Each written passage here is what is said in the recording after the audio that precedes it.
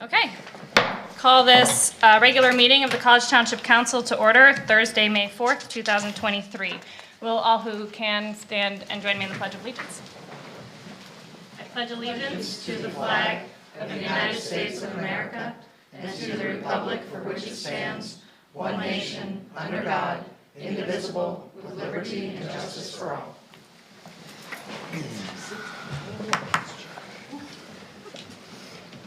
Just for the good of the order, council met in a advertised meeting, a special meeting on Monday, May 1st, to discuss the CIP plan for 2024. First item on the agenda is open discussion. Does anyone here have something to bring to council's attention that is not already on the agenda? Excellent. Moving on, do we have any new agenda items, council? Seeing none? Okay, our first special presentation, I'm very pleased to introduce Mr. Kurt Kissinger, Chief Strategy and System Development Officer of Mount Nittany Health, is here tonight to officially accept this resolution R-23-16. This was adopted and signed at our last meeting on April 20th, and it is the to commemorate Emergency Medical Services Week, May 21st through the 27th of 2023, and it is a resolution celebrating Mount Nittany Health Week of 2023, thanking the board, leadership, and team of Mount Nittany Health for their enduring legacy of service to the community. Do you have any words? Yes, thank you. Can you hear me all right? Yes. Yeah, thank you. Again, my name is Kurt Kissinger. I'm the Chief Strategy Officer at Mount Nittany Health. It's a pleasure to be here, and thank you for inviting me. You know, as many of you know, Mount Nittany Health has been providing care to the members of our community for over 120 years now.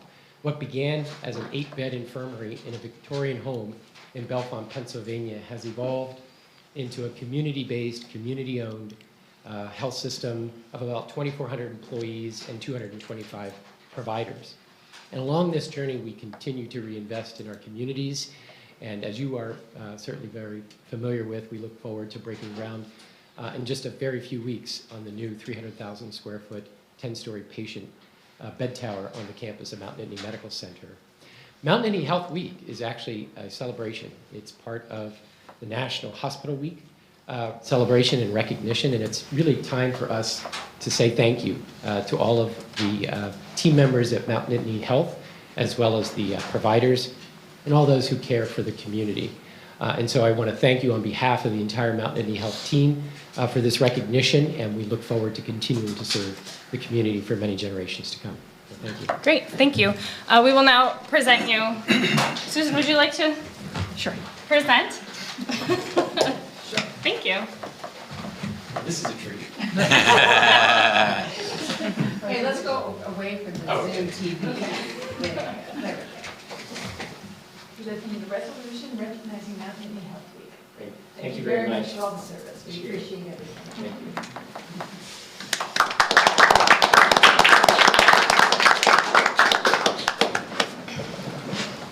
All right, if you have any favorite doctors or nurses or support staff at Mount Nittany, you know when to bring them brownies and cookies.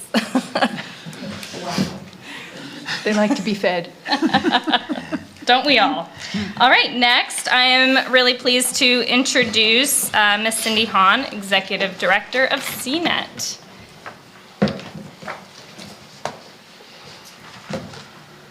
Thank you very much. Pleasure to be here. I'm very grateful for you telling me so early on that I have to bake Sue brownies now. Wasn't aware beforehand. Always a pleasure to present to College Township. Your board representative to the CNET Board of Directors, Alex Versaput, was not able to join me tonight, but I want you to know that you're well represented on the CNET Board of Directors. And so feel free, I'm sure, at any time to reach out to Alex, of course, or myself if you have questions. Just starting out with some highlights from 2022. Our small, energetic, nimble staff produced over 500 programs for the year. I don't think there's another local TV station or media outlet that produces over 500 programs in the 1 year. So we're very proud of that. As you know, a new cable franchise was negotiated.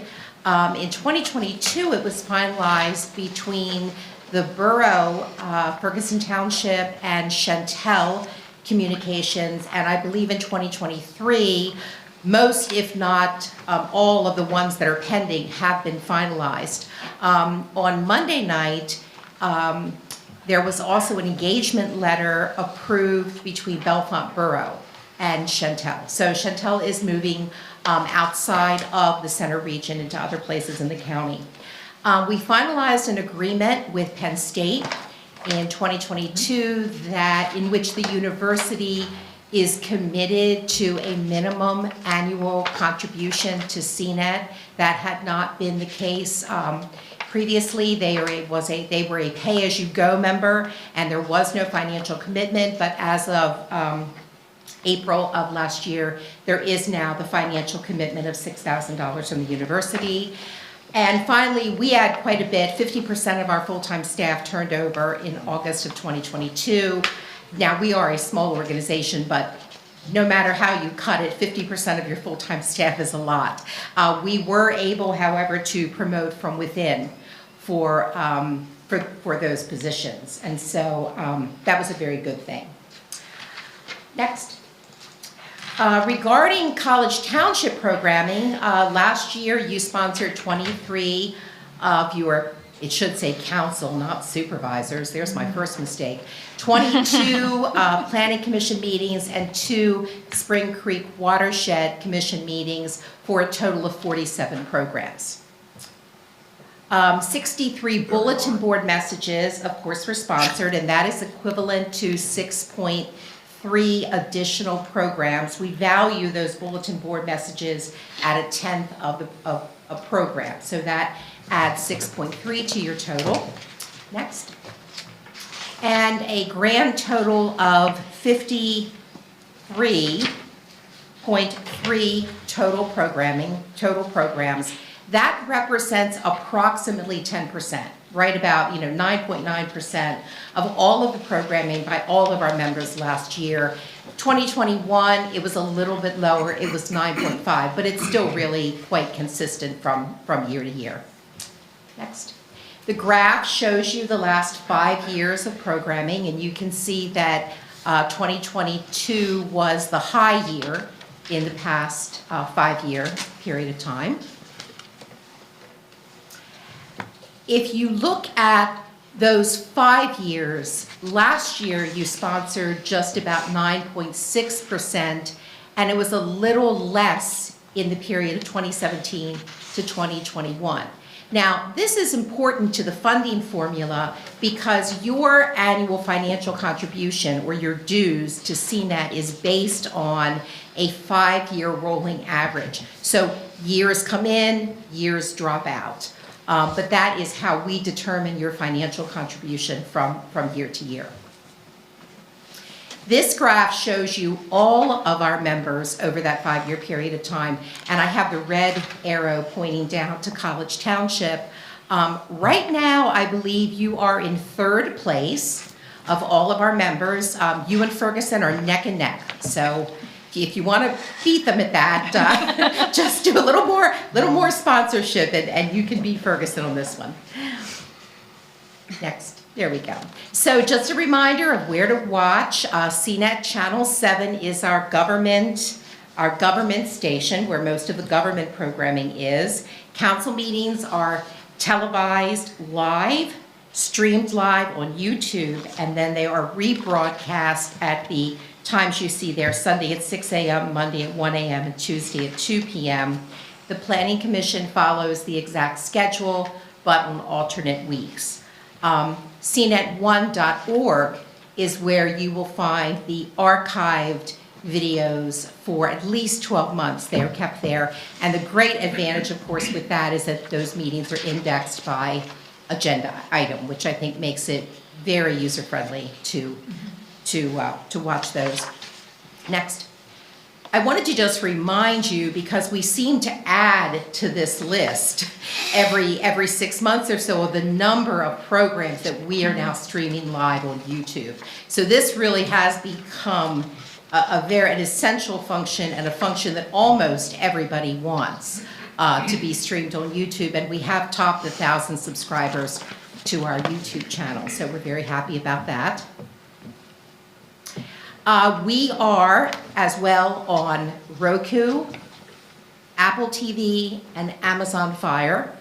And I wanted to just make sure people knew that right now we have brief tutorials on our website as to how to access the programming on all 3 of those platforms. So if you have Apple TV, but you're not really sure how to find CNET, you watch the little tutorial, and it will take you step by step.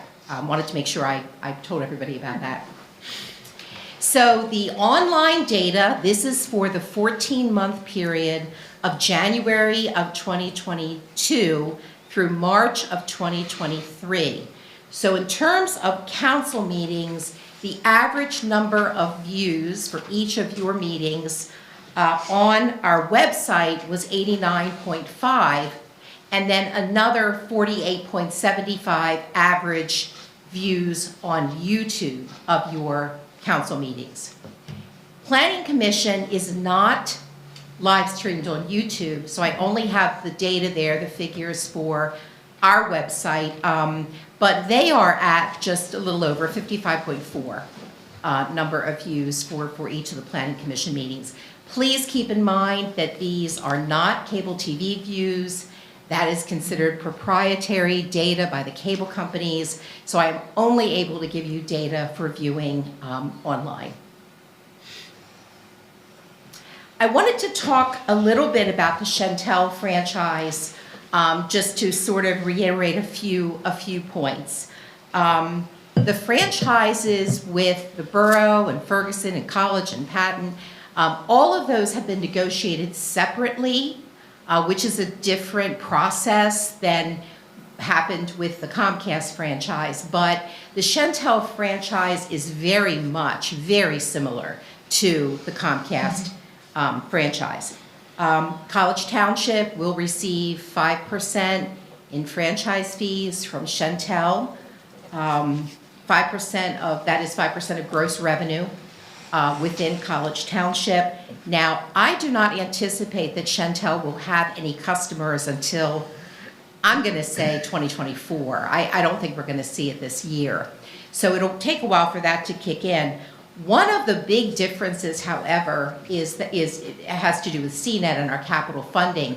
Comcast has existing customers, and each of those subscribers will see on their bill a little tiny amount, something like 32 cents, 33 cents, where it says PEG fee. And that money comes directly to College Township and then is forwarded to CNET for capital purchases. Because Chantel does not have any customers yet, they have agreed to pay a lump sum capital grant to CNET from each of the franchises that they have, and that amount is determined by population.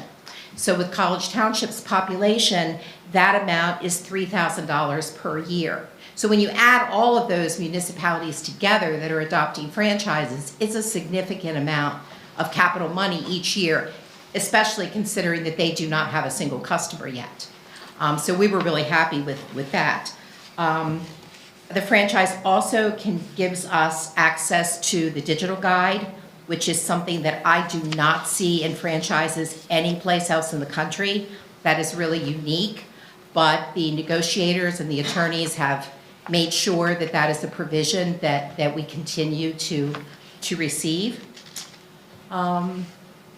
Next. And just finally, just a little reminder about trying not to lean back away from your mics. Everyone's beginning to laugh. The perfect place for your mic is directly in line with your mouth and just about 6 inches to a foot away. Reminding all of your speakers and presenters to stay at the podium when they wish to speak.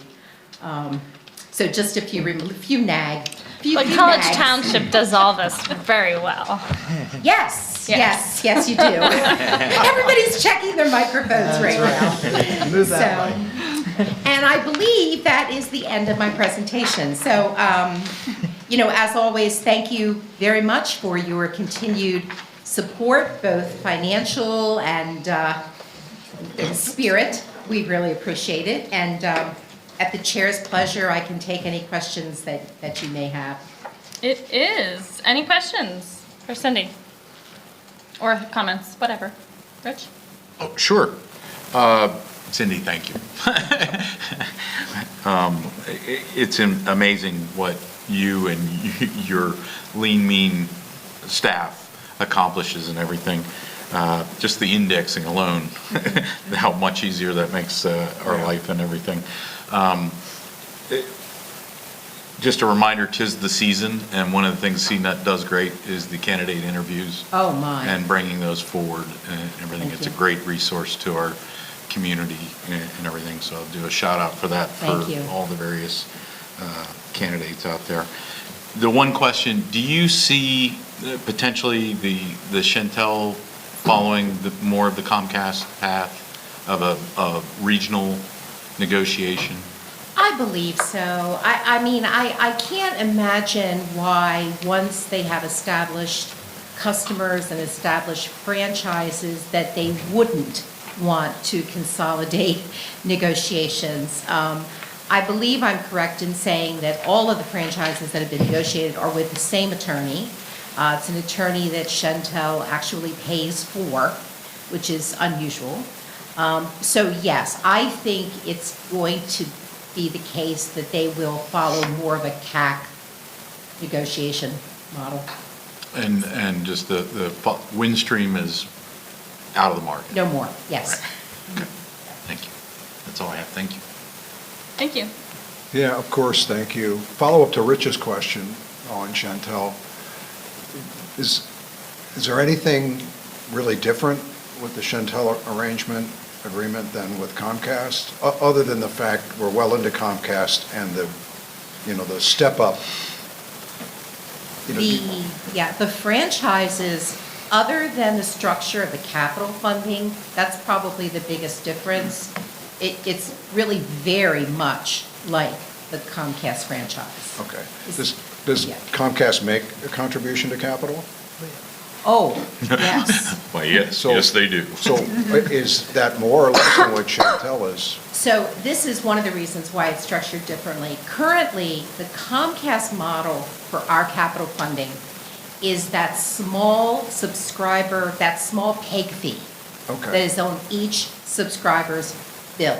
So Comcast does something that they are absolutely allowed to do. They pass on the capital grant funding to their subscribers, which they're absolutely allowed to do. Now, Chantel has no subscribers yet, so that wasn't going to work. And that's why they are providing that lump sum amount of money at first. As time goes by and Chantel gets subscribers, what you're going to see is they're going to pay less of the lump sum grant as they receive more PEG fees from subscribers. And at some point, it's going to reach the point where the $3,000 that we're starting out with, that they are paying in a lump sum, it's going to start to be made up in PEG fees from subscribers. And at that point, it'll be the same as Comcast? Exactly. Okay, then one last, you referenced good negotiating. That was really for both then. It wasn't something unique to the Chantel agreement. They're just following the Comcast structure? With The ramp-up part, how you get to Oh, the ramp-up part is very different because when Comcast came into this area, I want to say it was Adelphia, that it had the previous franchise. And so Okay, there was okay. already a customer base. So that part was open for negotiation, and that's where somebody did a really good job Yeah. of getting that interim piece in place until they're, okay, now I Yes. understand. Yep. Great, thank you. Sure. Good question. Dustin? Thank you. I think they said it all, no questions. Susan? Same as Dustin, thank you. I do want to say I appreciate especially the indexed Oh, yeah. archives. That's been really helpful for me as a new council member. I've been able to go back and find what I need and reference things. So I really appreciate that, all the staff time it takes to do that. So thank you. Excellent, thank you. Staff? One question, Cindy. How long of a portfolio, if you will, of recent or relatively recent College Township Council meetings can be found at cnet1.org? At least 12 months. 12 months. And I say at least because depending on when I have the time to go through and delete, but I wouldn't be deleting before 12 months. So you know you have a year there. Okay. So anytime in the past year, anybody could go on cnet1.org and access a meeting that would have occurred in the past 12 months. Yes. In terms of older meetings, those are still archived somewhere, Right. correct? Exactly. So we have 8 years of digital files on a huge storage server. Prior to 2015, we have all of those meetings on DVD. And so basically, since the time College Township became a member, which was 2004, I believe, we have all of those meetings in some form that we can get to someone. That's great. Thank you. Yeah, thanks so much. Any other questions from staff or the public? Thanks so much for everything. Sure. You're Thank you. You're always impressive, and you've got it together, and CNET it's just always there. It's really just a reliable resource for our community, and it's invaluable. So, Couldn't do it without the members. Thank of you. course. And thank you. All right, moving on to P1, our first plan of 3, PSU Environmental Management Facility, Preliminary Final Land Development Plan. Lindsay? Thank you. Pennsylvania State University is proposing a new location and development of an environmental management facility. The environmental management facility and management and storage facility is a 9,400 square foot building to be used to replace 3 facilities on campus. Those facilities include the chemical processing and storage building on Big Hollow Road, the radiation processing and storage in the academic projects building, and the universal waste from the bar pit on Fox Hollow Road. Everything on the site is privately owned and operated by Penn State, and this is a permissible use in the UPD, University Plan District 8. Next slide. So here's a side-by-side view of the area and the full extent of the plan. The linear feature that you see on the screen is what is going to be used to reroute the ag waste that's currently outfalls onto the proposed site. And this is the site, this is the site plan from the preliminary final plan review, which enlarges the area of the building itself. This plan identifies limits of future building expansion at one part. Therefore, we've requested that they add a note to the plan indicating that any future building expansion approval is not granted with this plan set. So resubmission to the township in the future is required for any future expansion. And we have the landscape plan here. They're proposing 23 trees, including white oaks, paperback maples, and eastern white pines. And that image also shows the stormwater area. The Planning Commission was interested in seeing the floor plan, so the Penn State provided that for us, along with some renderings you can see here, which it's nice that more developers are starting to give us renderings, so thank you for that. And staff and the Planning Commission took time to review the plan, and the outstanding comments that are left are fairly minimal. They include identify areas for parking. Penn State's been in talks with the County 911 office to implement better addressing on campus. So staff is asking that they continue to work with 911 until such a time that formal addressing is established on campus. We noted the previous slide, the comment regarding the future building expansion, and we will need NPDES approval for disturbances over an acre. PC comments were concerns of safety and access to and from the property for emergency vehicles. And finally, a motion sheet has been included in your packet.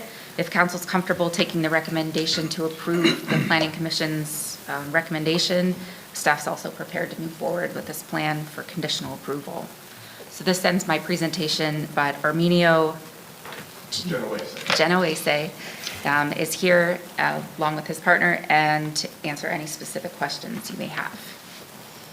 Great. Do you have anything you want to add to that? No, Lindsay did a great job. Okay, thank you. All right, we'll start with questions or comments. Susan?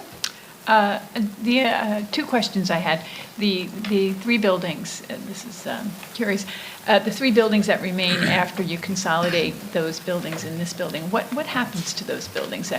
There's radioactive waste, and then the second question goes with that, the plans in the event that there is a hazardous emergency with the waste that will be managed there.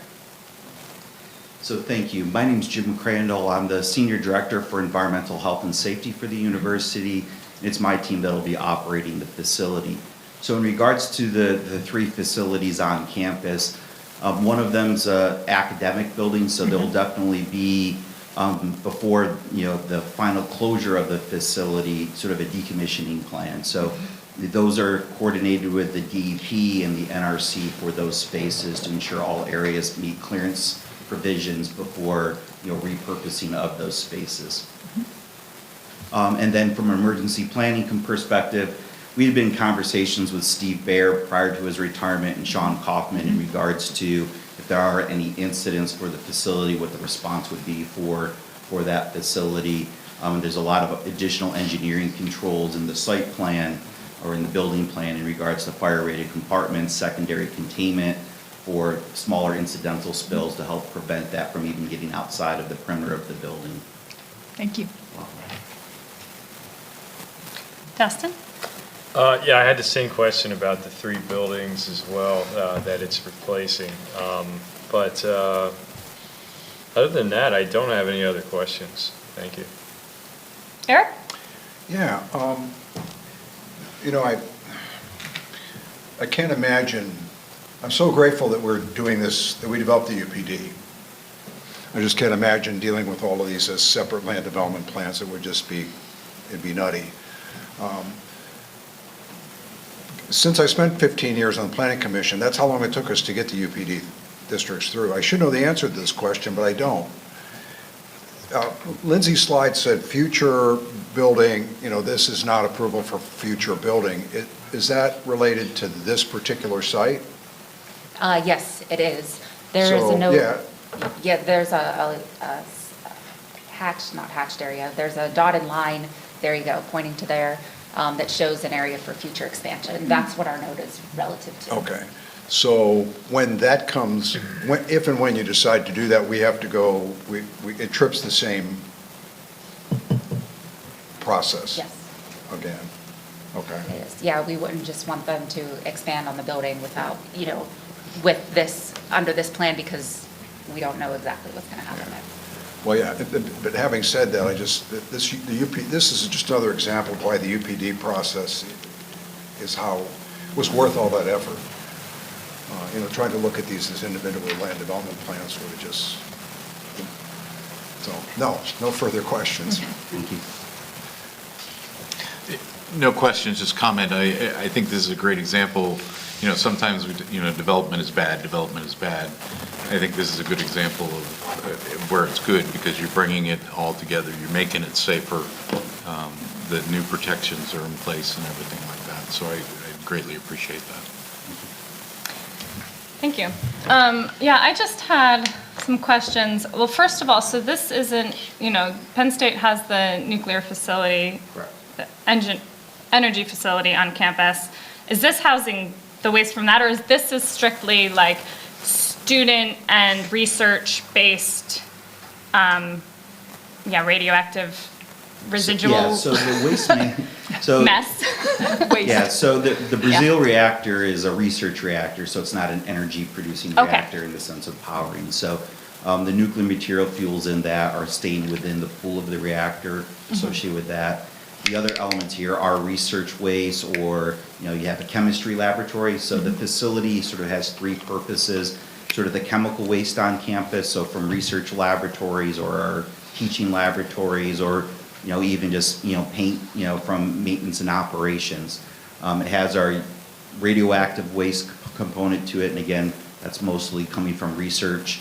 And then universal waste, so the fluorescent light bulbs, the PCB ballasts, just really consolidating a lot of those waste management, pesticides and things along those lines, into one facility for, temporary storage until we can get it packaged up and shipped off-site for disposal. So essentially, this is a lot safer and more organized way to handle all of those things. Correct. And in the classic Penn State fashion, I presume you're using this also as a teaching Yeah, we tool. have, elements of that with some of the programs, yes. Great. The one thing I noticed was its proximity to the water tower. I mean, you're the professional. Obviously, you see no concerns with that. I guess my question was, sinkholes, is there any concern for that in that area? So these are considered karst soil areas. Because they're sinkholes, not necessarily mean we can't develop on that, we just have to basically retrofit that. So if we find a sinkhole, we have a detail in the plans that basically says, fill the concrete, and then top it off with aggregate stone up into the soil. Okay, so because of what is being stored in this facility, do you have some redundancy as far as safety in case there should be a sinkhole that forms in and around the area? So I think once the facility is built, we don't anticipate a sinkhole creating an issue with the final development. If we find a sinkhole, it'll be during construction, in which case we'll take care of it. So regarding all of the facilities itself, so the facility inside has secondary containment within the facility. So there's no floor drains in which like the chemicals gets into a floor drain and then gets sent to either the storm drains or the sanitary sewer. So that's all kept inside the facility, and then a party comes in, cleans the facility, pumps out anything that's hazardous, and then, like I said, it's cleaned again, and then moved on. The only other option, the other containment we have is with the loading dock. So that was just a precautionary. So we graded the loading dock to grade towards the building and away from the building to create a small sump somewhere right where that inlet is. I don't know if you can see that in that landing bag. But just in that island by the inlet there, we have what's called, we basically have a valve, and it'll be part of Penn State's standard operating procedure that when a truck backs up to load chemicals or unload, the standard operating procedure will be somebody will have to go manually close that valve. Should there be a spill, and everything's going to spill into that inlet, it's going to close, so it's not going to go into the system because the valve is closed. It will be pumped out, cleaned, and once it's found to be sufficiently clean, the valve will be reopened and then used for stormwater. Okay. No, it's actually really interesting. I appreciate the detail of that. And I trust that the practice of opening and closing that valve will be maintained. Sometimes it's those everyday processes that you never have a problem until you have a problem.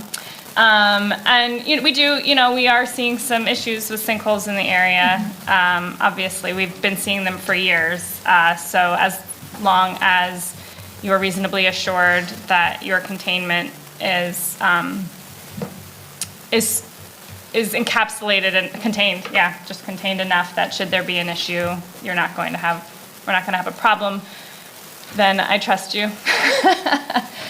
And then one more question, as far as hazmat, emergency site goes, you've had the 3 locations. I just want to make sure that that it is communicated maybe a couple times to each, 911, whoever we have the hazmat team.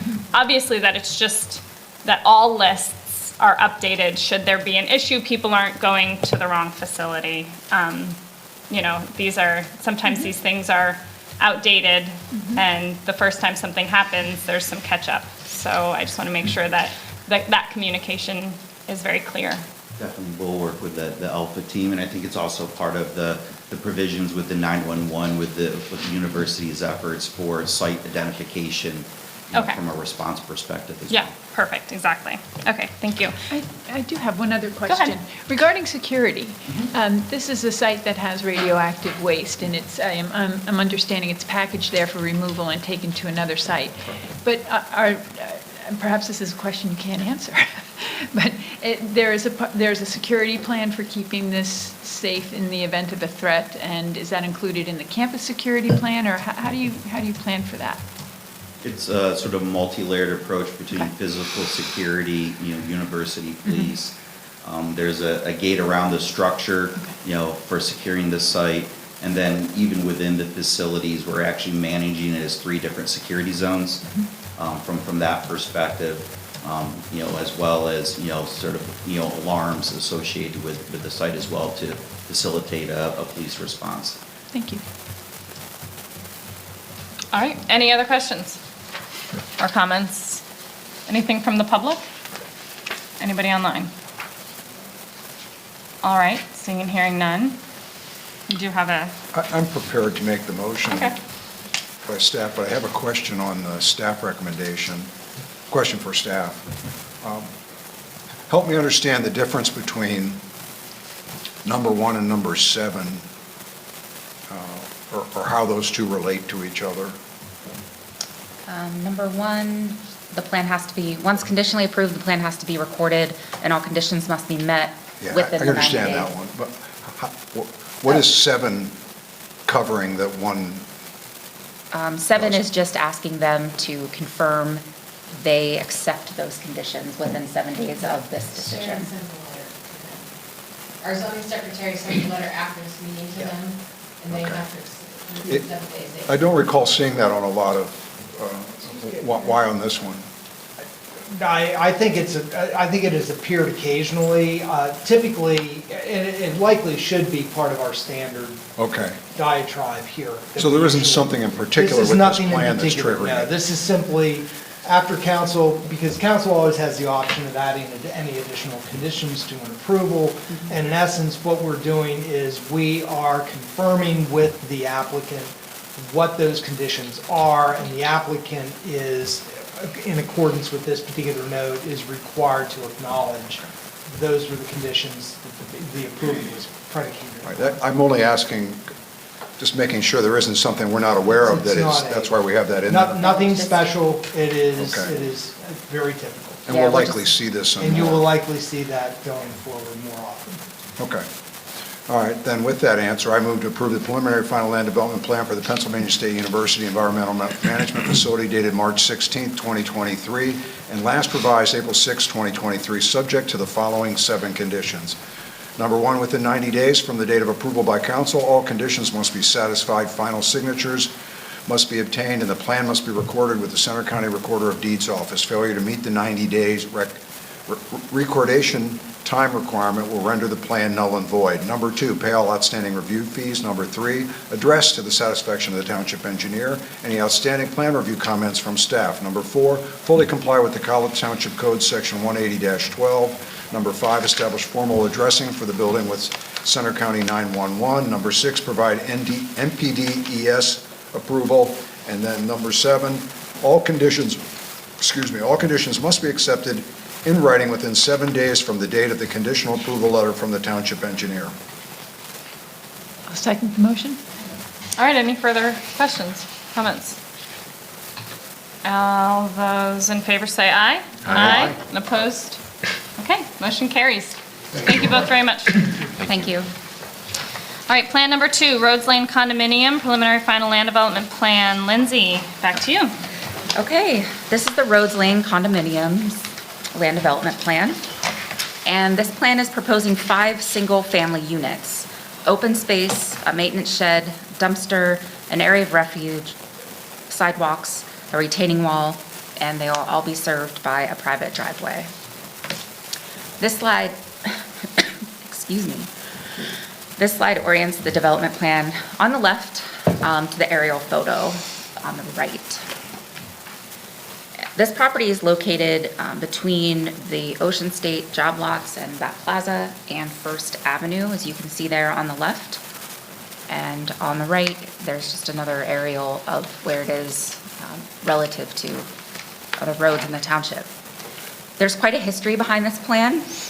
It's been approved twice in the past, recorded once in 2003, then approved and never recorded in 2010. In 2015, the zoning ordinance was changed to allow duplex units in the R1 zoning district. The image on the left illustrates the site topography, which features steep slopes in some areas. Due to this, there is a retaining wall that is necessary. And per the requirements of the subdivision and land development ordinance, the Parks and Recreation Committee had the opportunity to opine on the open space. The outcome of those meetings resulted in the open space being just the open green space there on the property as it's shown. This land will be dedicated to the township along with an access easement on the private road to the open space. The following conditions are outstanding. They must establish addressing. They must submit the homeowner or condo association documents, dedicate the open space to the township, satisfy any water authority concerns, and then the typical conditions that we have with any conditionally approved plan, such as stormwater agreements, paying outstanding fees, ensuring all comments have been addressed to the township engineer's satisfaction. The Planning Commission made a motion in November and recommended approval of this plan.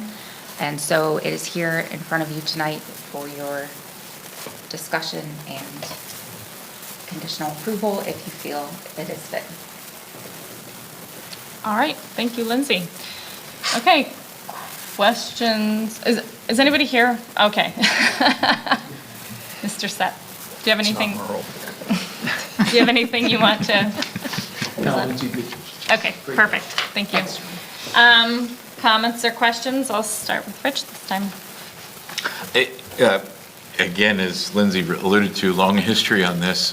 We kept hearing what couldn't be done on the property and impressed with what is being done, can be done with the property.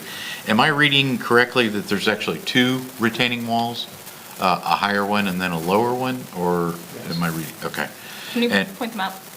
Sorry. Sure. I saw the one, but I didn't, I guess the other one's It's on the right other in side of the front of road. the, it's in front of the bigger wall. There's one, and then there's one down by the detention base, Yeah. on the other side of the driveway. Yeah, that's, okay. The two thick lines. Right, and the one seems pretty high, pretty beefy. It's like 16 feet tall. Yeah, 8 at the one side and 14, 15 at the other, but, you know, again, good utilization of the site and everything. But, yeah, private drive, get it, you know, it's, I'm sure not what the developer would prefer as a township road, but that's what needed to be done, and I like what's being done. Thanks, Rich. Eric, you want a minute?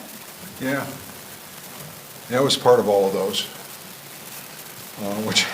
So I have to ask the obvious question. Oh, first, what is the limit of driveways, the number of driveways on a private road? 3. That's correct.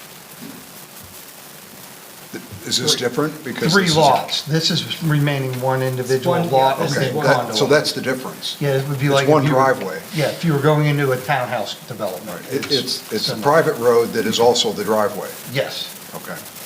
And technically, there's two, is there two? Because you're retaining the access to the front parcel, that parcel to the right of the private drive? Is that counted as two? I guess it could. Yeah, that'll be a separate easement, the private driveway. Right. Can you zoom in on that private driveway that you're speaking of? The one to the right?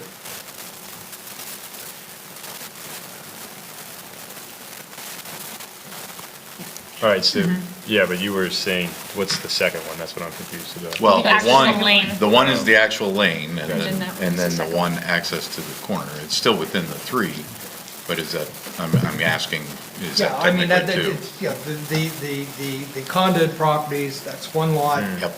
I And see it now, the sorry. residual of the, is the Okay. second. So Yeah. it still meets. Still within the three, Still yep. within the three, Yep. still meets the intent, and it's acceptable. Okay. Since John didn't offer anything at the beginning, but I'll ask you this. You know, this is a challenging site. I mean, you know that.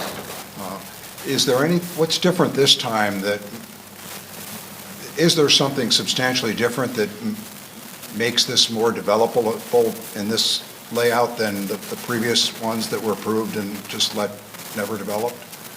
Was it a design issue or just timing? Probably a combination of both. To be honest, Eric, I didn't really research the previous Yeah. designs. So this is, in your opinion, something design-wise that will go forward? Yes. So all the other variables? Okay.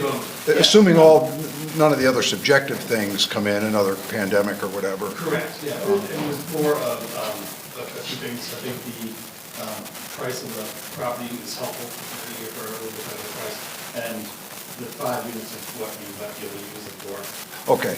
The only reason I mention that is 6 or 7 years ago, a different owner was before us telling us that it couldn't be developed this way because they were asking for a rezoning request. You know, some of that is posturing for the rezoning request, so I was just wondering if... Right, I'm pretty good at building single-family houses, so I think he was at a different outlook on that. Okay, good enough. Thank you. Dustin? Yeah, so if you could just zoom in down to the open space for me. So it'd be the top right.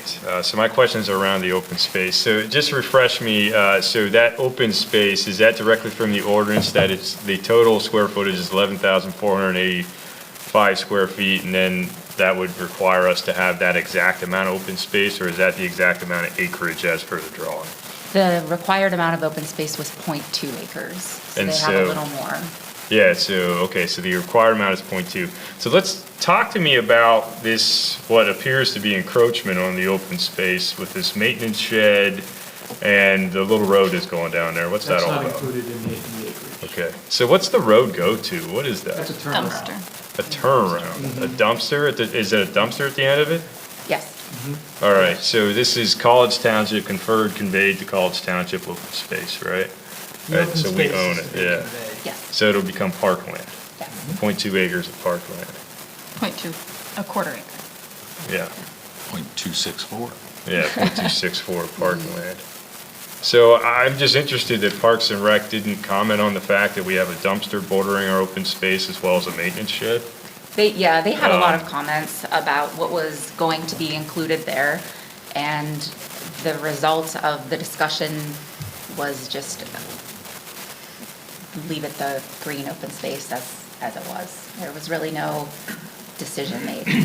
John, real quick to follow up on Dustin's point, I'm assuming that the trash enclosure is going to be screened in Yes. some way, shape, or form? That is correct. Okay. Yeah, I mean, my only comment to that is it just doesn't seem like, it bodes well for access for the folks that live in those townhomes, but it doesn't seem to bode well for access to anyone else who wants to get to it, that would be in the neighborhood. Are we looking at maybe an easement down through? I think those are other properties you'd have to have an easement, so the access would be via the driveway, right? And down through that way? That's correct, yeah. Okay, They're providing an easement along the driveway just for access to that park. yeah, okay. All right, thanks. Thank you. Susan? No questions. Okay, so my question was the length of the dog leg. Is that specifically needed for emergency vehicles and truck? Yes, we worked it out with, Okay. with Alpha. Yeah, perfect. My other questions just sort of had to do with zoning. So single-family houses can be that close together. Yes, that's more of a center region code issue. That's the 10 feet. Yes. Yep, okay. And then I noticed it's like the front lot, the front lot's like on the back and the back lot's on the front, but that's because it's one lot facing the main road, and that's the driveway kind of going behind the house. Correct. It's just so it's really creative, so I'm just making sure I have it all straight. Okay. And then who's going to own it? I know that that's neither here nor there. I'm just, We will hold them as my family, as rentals until further use. We'll figure out what to do for the next 5, 7, 10 years. okay. And you are aware that they can't be short-term rentals? Right. Okay, perfect. And then just personal, well, actually, I'll just save that comment for myself in my own mind. I'm allowed to do that. You're all welcome. Any further questions or comments? Okay. Without any further ado, Madam Chair, I will move to approve the preliminary final land development plan of Rhodes Lane condominiums dated September 19th, 2022, last revised April 14th, 2023, subject to the following conditions. Within 90 days from the date of approval by council, all conditions must be satisfied. Final signatures must be obtained, and the plan must be recorded with the Center County Recorder of Deeds Office. Failure to meet the 90-day recordation time requirement will render the plan null and void. Pay all outstanding review fees, address to the satisfaction of the township engineer any outstanding plan review comments from staff, fully comply with College Township Code Section 180-12, post surety as approved by the township engineer prior to recordation, record approved a public access easement, record approved DSAM, provide an intent to serve letter from College Township Water Authority, provide proof of MPDES approval, dedicate open space to College Township, and addressing to be provided by the Township Zoning Officer upon building permit application. All conditions must be accepted in writing within 7 days from the date of the conditional approval letter from the Township Engineer.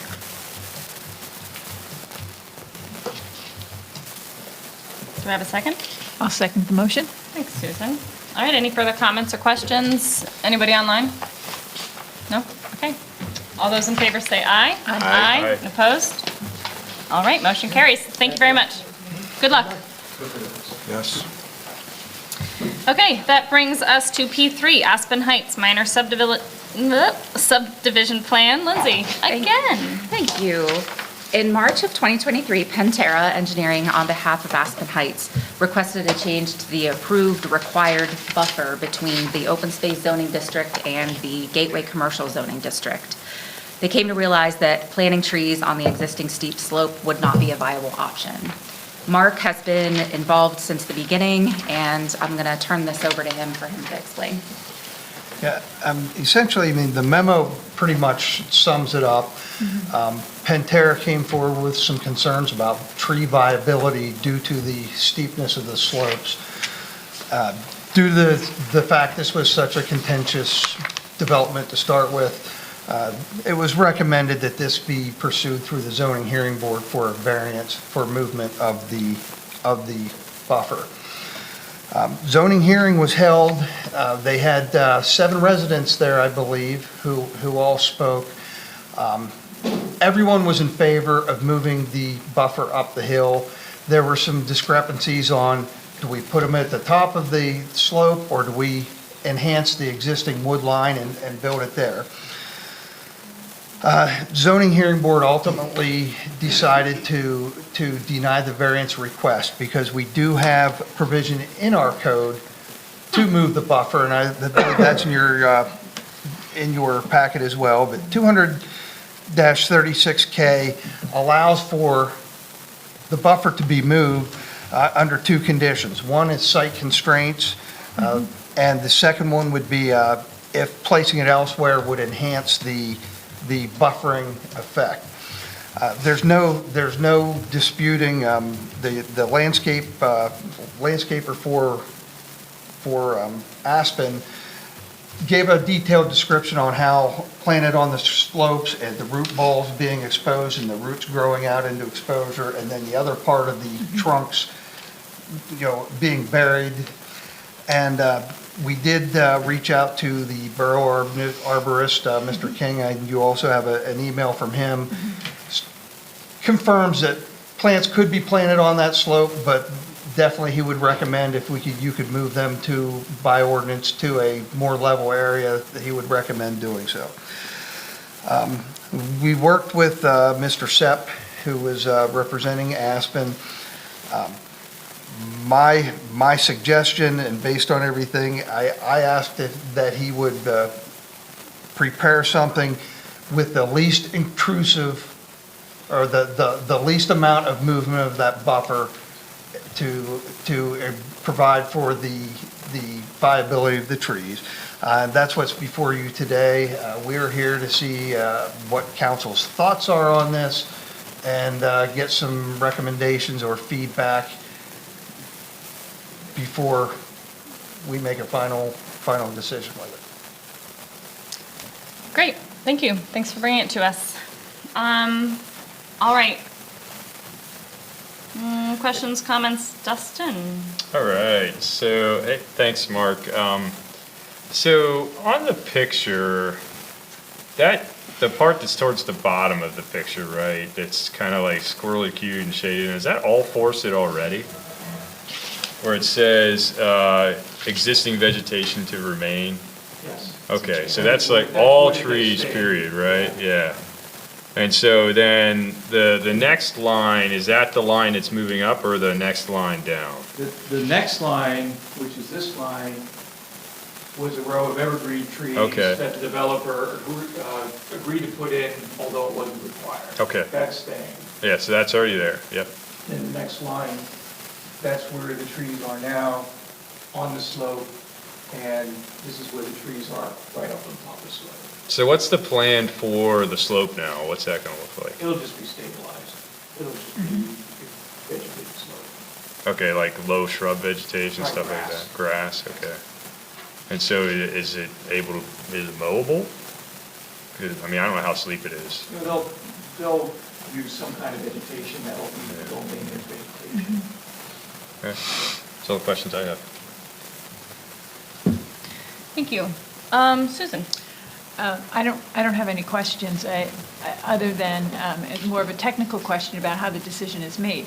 So is this a question, help me understand, about whether granting a variance or whether we can do this under the ordinance? No, we can do this. Right. We can do this under the ordinance, but due to the contentious nature of this entire development, we felt it was best to get another set of eyes, because variance would have been a viable route for this as well. Okay. Yeah. Okay, I understand I'll expand on that. that very quickly. So we're not making a motion, we're just You're providing comments. commenting To the and... zoning Yep, officer. got it. Now, and by way of additional explanation here, the zoning officer has the ability and the responsibility to basically make decisions on all minor plans. We have a history in College Township of minor plans that come in that are either problematic or potentially controversial or high profile. We come to council, we bring those minor plans to council to receive comments from council to be taken in consideration prior to the decision. So this meets that criteria, which is why it's before you tonight. I understand, thank you. Eric? So those months and years of packed council meeting rooms, is that why this determined to be a contentious plan? Yes. Okay. Just checking. Kind of saw it the same way. Have no problem philosophically with what's going on, and it sounds like the Center Hills Village people are actually happier with this than the original plan? Yes. Okay. Some yes, some no, Anything I on the think. slope would have taken years before they would have breached that slope to provide the buffering. By putting the plantings at the peak of the slope, they're already getting their 6, 8, 10 feet of buffering.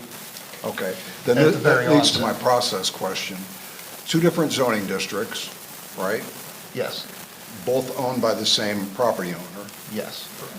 The requirement is that the buffer be on the property that's not the open space zone?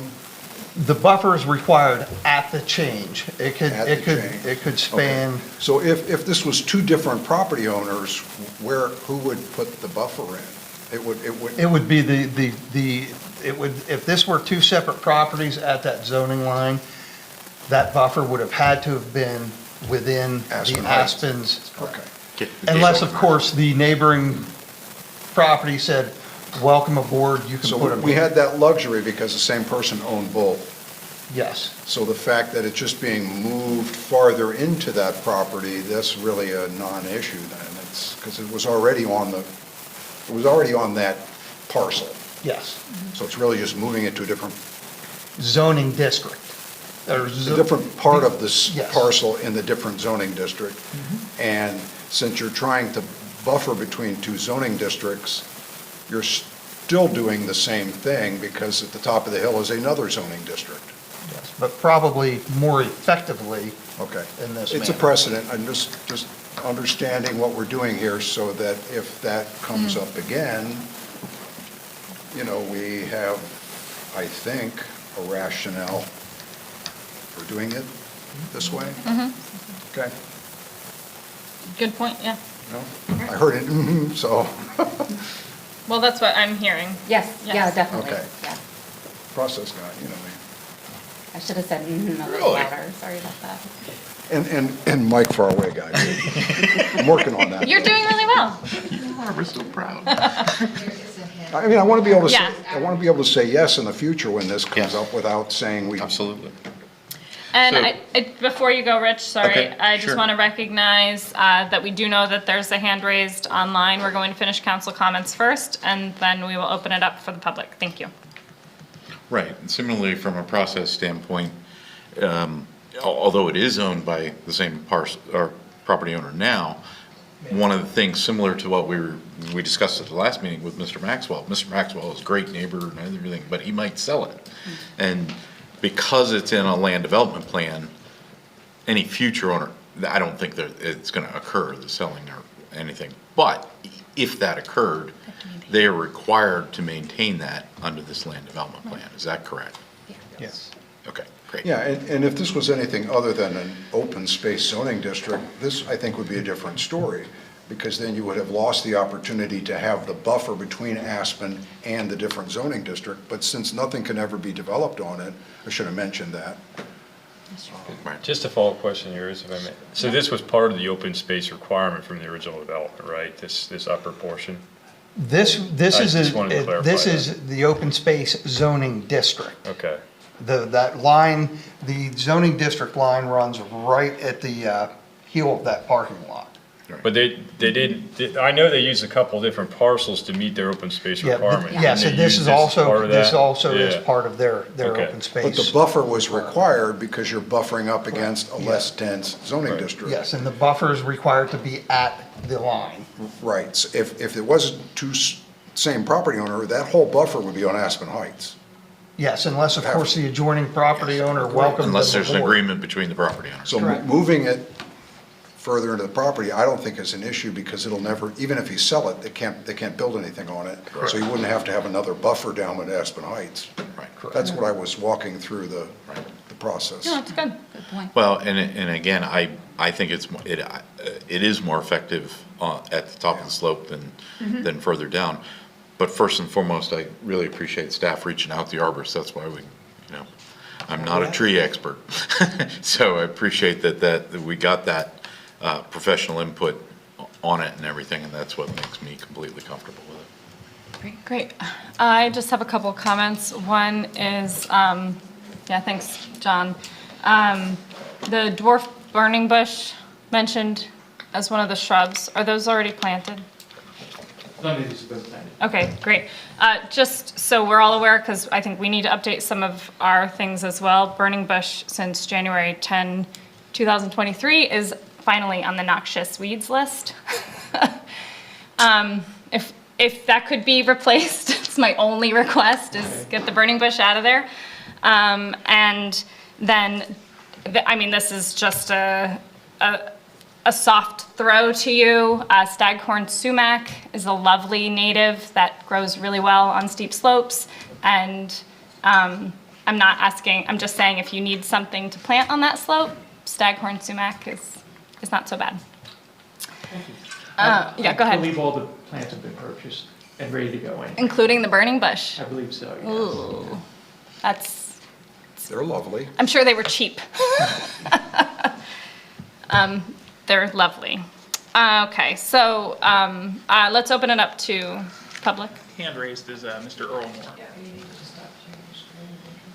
Yeah, this is Earl Moore, Oak Ridge Avenue. There's a little bit of a misrepresentation here, because about half of that move back is about 30 feet back from the top of the slope. Where that parking lot juts out, it's flat right at the commercial open space line all the way to the road. So they're pushing that back 30 or 40 feet where it's already flat, about halfway across there. So you're suggesting the line change from a soft turn to something much sharper? If you look, there's a road right now, right where the Gateway Commercial Open Space line is. There is a flat road right there, all the way back to where the parking lot juts out again. You could see it on the contour lines. I didn't notice it till he pointed it So out. the top of the hill is below that line. Yeah, I noticed that. It just seemed. Yes, right in there. Yep. That's the hill, at the line, you're at the top of the hill. Right there. John. Go down. If you go up to where the lot prop, right there, that is the top of the hill right now. At that part, not at the part. If you look at the contour lines there, you can see the contour where the contour lines are all real close together. Yep, I see it. Do you have? See how it is? Yes. When you get over to the other spot, the contour lines that is relatively level there. And do you have Well, it's actually behind my house, and the only reason I'm saying something, because the farther you move that away from that intersection there, the more noise there's gonna be. So from what I gather, the edge of the Gateway Commercial Open Space, which is where it's required, what are we looking at, 30 feet? Yeah. Right there, that is flat right there. Right, I hear what you're saying. John, do you want to speak to As that? soon as you get to where it bumps out, that's where the steepness goes again, because it was dug out. Yep. Okay. Where the parking lot bumps out, that's where the steepness begins again. And that's where they would need to move it back. Right, so we have a situation here where, yeah, clearly a significant portion, I don't know if it's half or 40% of the required buffer, is clearly would be planted in a steep slope area, which we've discussed and we want to try to avoid. So the question is, or the issue is, some of that area, that the remainder that is not steep slope is going to be planted further into the open space and away from the flat area that adjoins that steep slope. That's Right. the issue. Okay. Could that? Yes, and the reason I'm saying that is because right there at the bottom of that slope is where the intersection is, where all the traffic is going to come in and out of that building. Right there, yes. So the closer you can have the buffer to that space right there, the more noise it's going to absorb. Okay, could that line, basically half right there where the red marker just was, keep going and then down a little bit, right there. Yep, right there. Could the tree line, Dog leg type. not even dog leg, No. just jump up? Could it just, do they have to touch each Diagonal. other? Could it just jump? Go ahead. If I add some clarity to this, the zoning hearing board heard quite a bit of testimony we got into I want them low, I want them high. Well, if you're gonna do that, we want more trees. It was just, this was my request to Mr. Sepp. The easiest way to accomplish, to get better buffering, better screening, and not put more burden on the developer to try and, we had, that notion came up during the zoning hearing. And there were questions about, well, what about the gap then? You're gonna have some low, some You've heard all high. this. It was, this was my request to Mr. Sepp, to keep them in a straight line. Oh. Keep them contiguous, and that makes me the most comfortable, because don't know that we would ever have come to a solution where everyone was going to be happy based on the testimony we had before the zoning hearing board. Okay. Yeah, and I don't have a problem, but why can't you just run it at an angle over to the corner from there? It's already angled technically, right? Thank you, Earl. It's just the opposite direction. I've heard your comments. We've all heard your comments very, very thoroughly. I don't know enough about noise to be able to make a strong recommendation in response to them, but maybe another council member does. I'll let council decide to speak in response to that. Anybody? Well, actually, I thought you were asking Mr. Sepp's thoughts on that, and I thought that might be relative. Sure. Do you have any relevant response to that, Mr. Sepp? Not really. Okay. Well, that was helpful, thank you. Just kidding. There isn't a perfect answer, right? And Mark alluded to So, that. yeah, Mark's clarification of all of the comments that have been given, I think, is what I inferred as far as Got it. Mr. Sepp's face. Anybody on this side? Mark, just as a clarification in reference to Earl Moore's comment there, so from that little dashed line up to where the line is existing now, right, those two arrows end there, so it is 30 feet, right? Yes. Okay. Yeah, so that comes at an angle. I mean, it's already angled, so I think what Mr. Moore's suggesting is, can we make that angle steeper, or, less, whatever. To meet the corner of Gateway Commercial more to open space, And to delineate that edge. Yeah, and I would also add that, that Mr. Sepp did agree, this is a 30-foot buffer planted with a density that we require for a 20-foot buffer. So they did throw extra plantings in this buffer. Our density changes based on the depth of the buffer. So this will be a 30-foot wide buffer with planting density required for a 20-foot buffer. And those are the plants that are in the riparian buffer. You have the DEP riparian, township riparian, and site, and just general site planting Those are schedule. different buffers. Yeah. I know, I'm just asking which one's which. That's not even any of these. No, right. Okay. No burning bush. That's down by the buildings probably, Yeah. because it's really pretty. Yeah. I'm sure of it. It'll spread. Okay. Well, yeah, so I guess I'm just gonna do one more quick whip, because what we're doing right now, it's ultimately the zoning officer's decision. This is really just here for council comment, so if anybody, wants to give one last thought or comment, do so now. Susan, anything? Sure.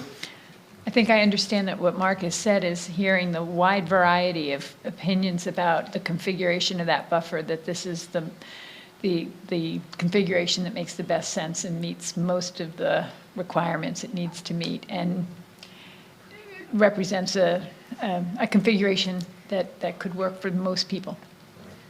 Thank you. Dustin? Yeah, I guess I didn't really give you comments at first. You just asked a lot of questions. I mean, my comments are, I think it's sensible, from a standpoint of doing that. I do understand what Mr. Moore is saying, and seeing that, and I didn't recognize his contour lines at first. So, if I think in your best judgment, if that makes sense to make it a little bit more of a diagonal, then I'd support that, but I also support it this way. Thank you. Eric? Yeah, I want to understand your comment. 30-foot buffer with the density of a 20-foot buffer. Does that mean there's 50% more density? No. We have in our zoning, we have a chart. If the buffer is this wide, you must have X number of canopy trees, X number of shrubs, Right. X number of understories. The wider the buffer, the lower the density has to be. So they're providing a higher density than they A would be more required dense to buffer with than they with the 30-foot buffer. Yeah, well, I thought that's what I just asked, but, Oh. yeah. Yeah, they're that's what I- providing more canopy trees, for example, than what otherwise would be required in a 30-foot buffer. Okay. And which makes it more like what is required in a 20-foot buffer. Okay, good, that's great. It's like a European hedgerow. Then the other question I have is, did Earl's suggestion come up at all when this stuff was being floated in front of the Center Hills Village residents? During the zoning hearing? Well, I don't know where it was. Yeah, this was the zoning hearing hearing. board. This was a zoning hearing. They took testimony before they decided to deny it and. Okay, so this specific suggestion that we heard tonight was floated, and staff had heard that, and it was factored into what was suggested tonight. Well, it was brought up, can you put some of them down low, put some of them up high? No, I meant what Earl was talking about tonight. The sound questions? No, the topography. No, the angle. The point Earl was trying to make, did that come up at all prior to coming up with the suggestion that we go down this road here with this approach? I think the answer is yes. I think Mark's having some difficulty understanding exactly. Did Earl bring up the same point at the zoning hearing board as he did tonight? Yes, he did. Okay, that's what I'm asking. Is this the Okay, first time we've heard this, or was this factored into the recommendation that we're looking at Yes, tonight? yes, this was discussed. Okay, then I'm with Dustin. If that's already been factored in, and collectively everybody thinks this is the best approach, then I'm on board. If it hadn't been, then I would ask that some consideration be given to that. That's it. Thank you. Good question. Rich? Yes, I'm comfortable, just point of reference, we're talking from us to Mr. Sepp, basically, is the difference is what we're talking about. I'm comfortable with what's being proposed. Great. I'm just going to, for the record, read proposed amount of trees required according to our ordinance, required amount of trees and shrubs according to our ordinance, and proposed amount of trees on this plan. Required 11 canopy trees, proposed 19. Required 23 understory trees, proposed 39. Required 34 shrubs, proposed 58 shrubs. So that, in my humble opinion, that's a decent offering. While I was doing that, I will just point out, I know that's not what we're discussing. There appears to be a slight discrepancy in the buffer yard on the other side as far as proposed and required, but I'll let you guys iron that out. And then I'll just reiterate my noxious weed comment to you. Thanks. To staff to add it to our list. All we can do is look forward. So, thanks. Those noxious weed lists are published by the state, right? Mhm. Okay. Yeah. Okay. Is there anyone else online with any more comments? No. Anybody in the audience with a comment? No? Okay. Thank you. Thank you, Mr. Sepp. Thank you, Mark and Lindsay as well. Okay, that's the end of our plans. Next, we have reports, managers update. Yes, let's see, where do I want to start? I will make a quick comment here. Beginning at our next meeting, the manager's update will take a little bit different form. We typically don't use the short-term issue item, or at least not very often. And so all of the comment, we're going to get rid of those 2 blocks on the page here, and you will just have a listing of manager.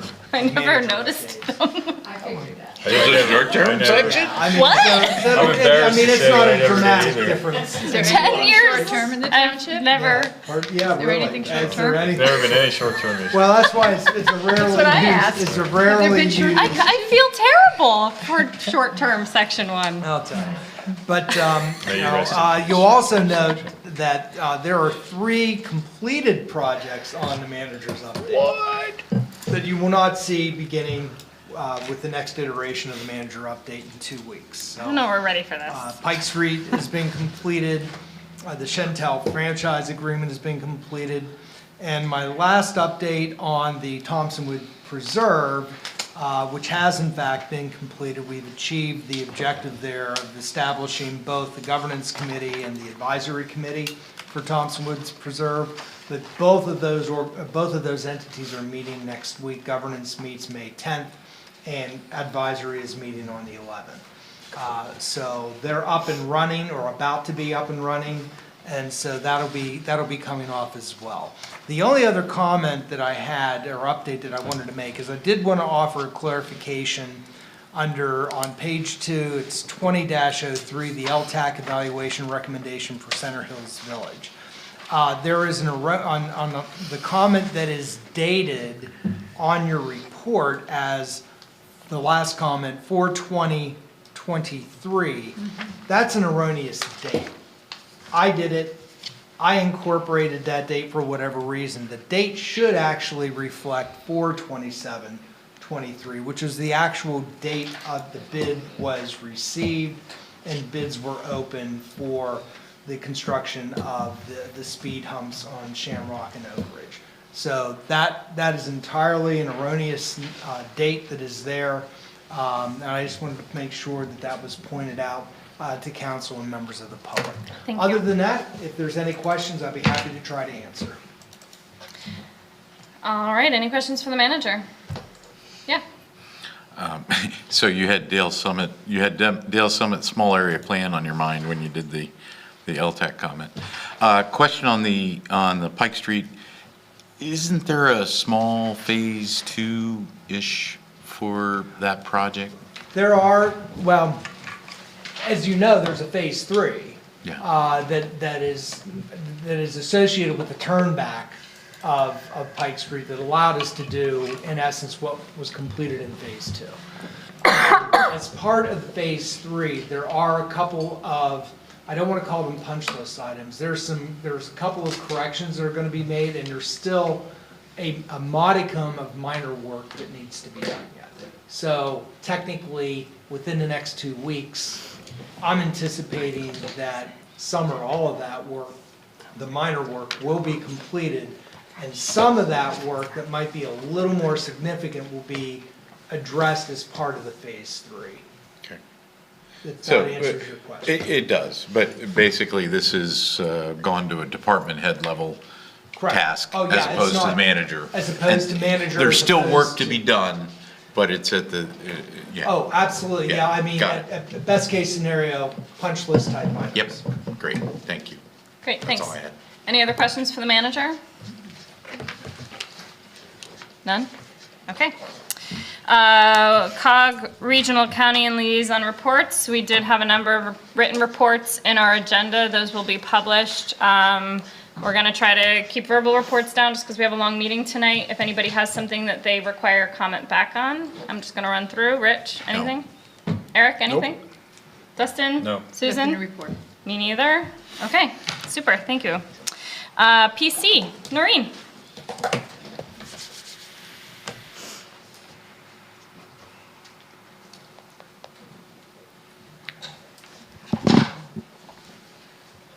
PC met last Tuesday, and we looked at the, well, I mean a lot tonight, sorry about that. We looked at the Summit Park subdivision sketch plan. Thought it was a good plan, had some items for them to consider when they can further develop this plan. And that was emergency access for lots 11 and 12. And they're wishing to do sidewalks, waiting to finish sidewalks until planned buildings are built on the lots. We decided, we told them we probably would put a time limit on that so that if they're not built in such a period of time, then the sidewalks would have to be built. We also changed the May 16th meeting to May 17th because of voting, and we're having a joint meeting with the council on the 30th. Thank you. Any questions? Any questions? No. Thank you so much. You're welcome. Just yeah. a real quick point of clarification. I'm assuming, Lindsay, the council will also be seeing the Dale Summit. Yeah, it was the Summit Park sorry. sketch plan that came forth that Hawbaker presented to the Planning Commission. The agenda was pretty packed tonight, so you will see that on the 18th. They'll be here to show that to you. Great. You'll have the same opportunity as Planning Commission. Great. And Ms. Corey did remind me, I'm just going to make a quick offhand comment for everybody. Don't forget to vote May 16th. Thanks for reminding us. It's always good. All right. Without further ado, DEI agenda items. Anybody have anything for the good of the order tonight? Anybody online in the audience? Okay, thank you. All right, that ends reports. On to the consent agenda. All right. Council consent agenda, May 4th, 2023. We have minutes, CA1, A and B, April 20 public hearing and April 20 regular meeting. CA2, receipt approval of the following correspondence. A, email from Center Kitchen Collective, April 21, regarding thanks for show of support for grant match. B, letter from Pantera Engineering, April 18, regarding time extension request for Arise Federal Credit Union Land Development Plan to August 15th, 2023. C, email from Daniel Materna, April 24, regarding the casino. D, email from Wayne Pauley, April 25, regarding official map comments. E, email from Lamar Coons, April 19, regarding resignation from CTIDA. F, email from Ray Bilger, April 30, regarding Decibel Road. CA3, approval of the following action item. Resolution R-23-16, Emergency Medical Services Week, May 21 through 27, 2023. So we didn't approve that last time? I don't think so. We didn't actually oh, shoot. What we just did was from Mount Nittany, and this was probably just, they This is sent us emergency. the 7 Mountains, Okay. sent us the thing. and- Okay, thank you. Appreciate it. Okay, anybody like any of those pulled? Is there anything on B that we need to be concerned about, or is this just Yeah. Arise? Did something come up, or? So with the Arise plan, it's connected with the stormwater to the Stalker plan. So the Stalker plan really has to be recorded before the Arise plan can be recorded. So they're really waiting for Stalker to move forward with their plan to record. There's nothing holding it up other than waiting for the other? That's all. Correct. Yes. I would like to pull F, because I have a couple of questions on F. I don't necessarily want to pull it, I just want to remind us for D, CA2D, that it's pertinent to an agenda item we have later on, right? So if we could just have that at the ready. Good point. Anybody else? No? Okay. I will accept a motion to approve the consent agenda minus CA2F. So moved. Second? All those in favor say aye. Aye. All those opposed, same sign. Okay, motion carries. CA2F. Yeah, I walk by the site almost daily. It is as described, but it's also an industrial zoning district, I believe. Years ago, when Valley GMC did something on the site below Caroline, they were required to put in a vegetated buffer along Gerald Street. Do you know what it was that tripped that threshold? Does anybody remember that? I do not. Okay. They did something that required a buffer. That's true. And it's not, that's really not important. It's, obviously, nothing can be done, but should the site be developed, then it may trip the threshold for a buffer, just like at Valley GMC. I think the Valley Truck and Trailer was a change of use. I think that was after an expansion, if I'm correct, and that was way before my time here. But I feel like I've read something about the history of that, and I believe that had something to do with the change of use or intensity of use on that lower trailer storage. So if something like that were to happen on that lot, then that could trip the threshold for a vegetated buffer. Yeah, anything on a minor plan, and I think that was what the issue was, to be honest. I think that there was a minor plan to identify that trailer storage, and as part and parcel of that minor plan, that triggered the inclusion of, or the creation of that buffer. Okay. So clearly, anything similar, in a similar vein that would happen on this site would result in the same type of thing. Which could happen. Could. All right, thanks. Does that satisfy I'm satisfied. you? Would you like to make a motion? And it's not Valley GMC, I'm sorry. It hasn't been. Yeah, right. It hasn't been. You're dating yourself, sir.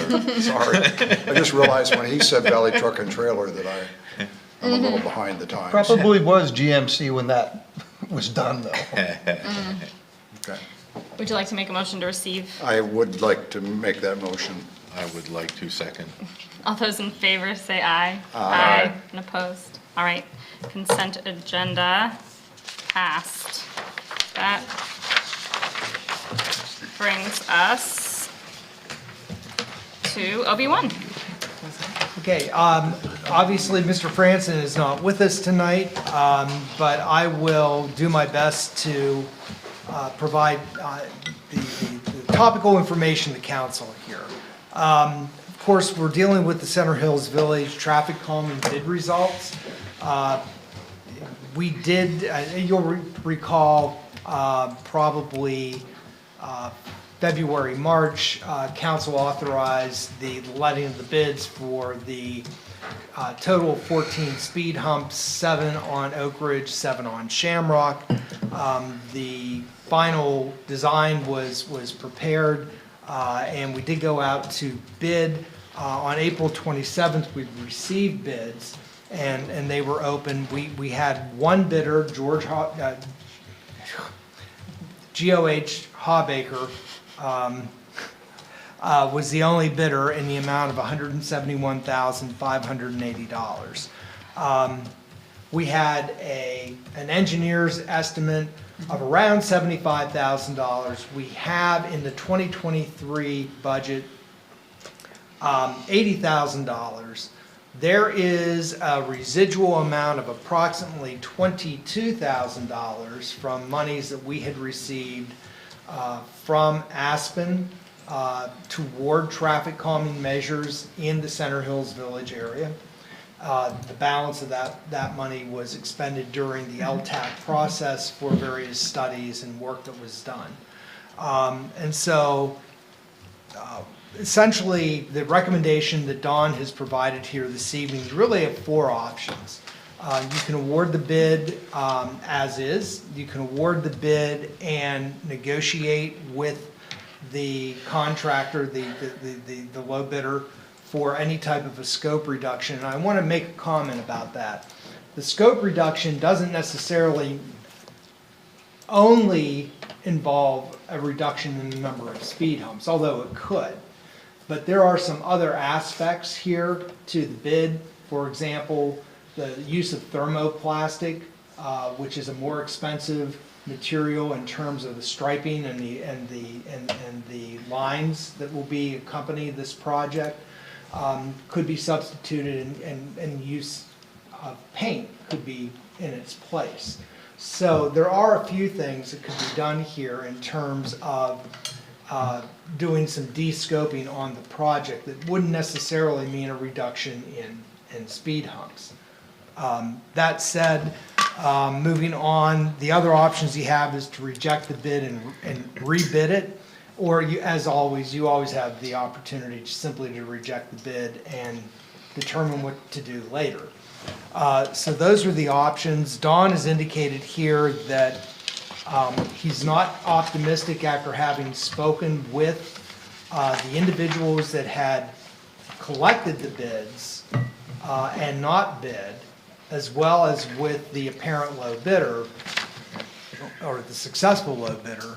He's not confident that if we did rebid it, that we would either generate additional firms to bid on the work, or that there would be necessarily substantial reductions in the pricing that we have here this evening. Now, with us this evening, Nick Schaefer from Trans Associates, who worked through much of the LTAC process, or all of the LTAC process, is online here with us to help us work through any of these details. As LTAC was working through this process, we had been using an estimate of roughly around $5,000. Nick has been able to show us that typically, based on his firm's work and his firm's experience, that was a good range for us. $5,000 to $7,000 was generally what was being seen, and so correspondingly, our budget was adapted to that experience. And so I'm not necessarily concerned about the estimate that we received, that we worked with, that we utilized. I think that there is some substantial labor that is involved based on the information that Don has shared with me and his conversations with contractors, and that has that has certainly helped to elevate the pricing that we saw with the bid that we received. So with that, we're here to answer questions. Nick, I appreciate you being here this evening to help us out on this. That's kind of where we're at. We have a bid to be awarded to Hawbaker. It is rather significantly in excess of what we presently have available. But again, it's not, well, I'll just leave it at that. All right, great. Yeah, so what we're going to do, first, we should decide whether or not we want to reject the bid or accept the bid with the knowledge that it is, the cost is significantly over our budget, but also the knowledge that you could award the project as bid and negotiate a reduction in scope. I have a feeling council's probably all over the board on this. As I'm sure the community is very concerned. I'd just like to reiterate that council's goal is absolutely 100% to address the traffic issue in Center Hills Village, 100%. So this is going to cost us money. This is going to cost the township more than we've ever put into a traffic calming project. And we are committed to doing everything we can to the extent of what we feel is responsible for both Center Hills Village and the township as a whole. So as our, my sort of stumbled through opener, I'm going to start with the newest member. I'm sorry, I saw you. I'm gonna go in terms of seniority here. Go ahead, Susan. Help me understand how the process around how this decision could be made. If we're reallocating an additional $70,000, where does that funding come from? How do we make that reallocation? Go ahead, Adam. Yeah, the township does have access to reserve funds. And when we budget each and every year, there is a sum of money. Usually we try to have that represent 10% of recurring revenues, is what we start the year with in terms of funds in reserve fund balance. So additional funds could come from that. Also could come from additional receipts or increases in revenue that we did not anticipate. All of those fall to the unreserved fund balance line. So any of those funds that would be in that particular category are accessible to the township for projects. And just quickly, over the course of every single year, we have often dipped into unreserved fund balance to do various different things. Not necessarily at $70,000, but we always have had that ability to do that. So that is basically how this could be funded. Additionally, it could be budgeted for 2024. Or and you always have the option Okay. to budget for I'm just future. trying, if you're really looking for ways to do this. Right. Yeah. Okay, that helps. And then, is it my understanding that we're close to step 12? If we were to reject the bid, we'd be rejecting where we are in the process and go back to step 7, work with Trans again? No. Okay, We could rebid. Okay. If we reject the bid, I mean, okay, we would have the option to then change the scope of the bid, change some of the parameters, add a potential, what's it called, another number, the Alternate? an alternate, thank you. We could bid the 14 again plus an alternate, okay. which is what we discussed at the last meeting, but we Right. decided to just bid the 14. And then we also talked about if it came in way over budget, we could always then decide whether or not we wanted to bid an alternate. I wouldn't at this point go out and just send for rebid a lower number. We would still send for rebid the 14, just Right. with a lower number. Okay. If we can get the 14 for something affordable, it seems like that's council's prerogative or desire. Okay, Dustin. Yeah, so I did just want to clarify, Adam, you said, so it's actually more than 70,000, right? Because you said the additional 20,000 from Aspen was basically already spent, right? No, actually, Aspen had provided a total of 50. And so about $28,000 had been expended in the pursuit of the LTAC activities to get us to this point. There is So approximately there's 20,000. about $22,000 so- left there.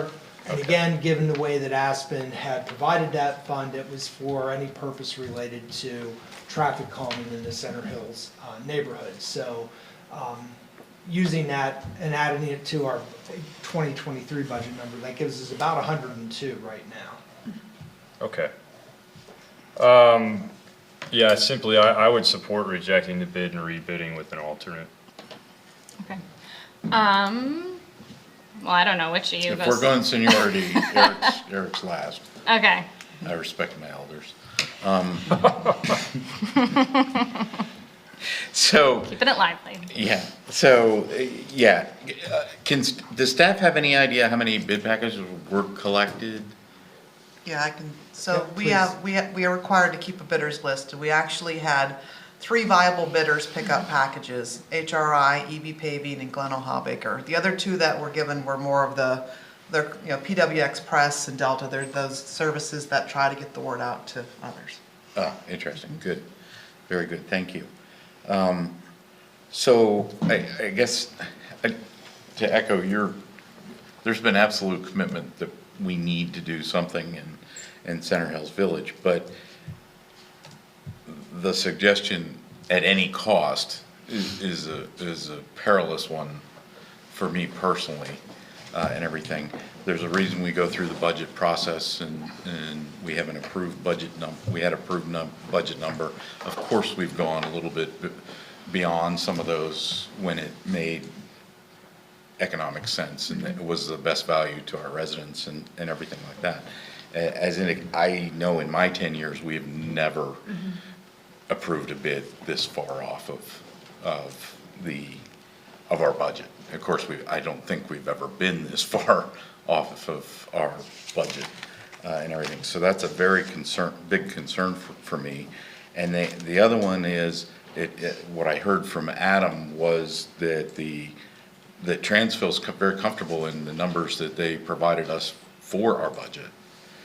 And so to get that discrepancy from that to our bid makes me, and to only get one bid on top of that, is of concern and everything.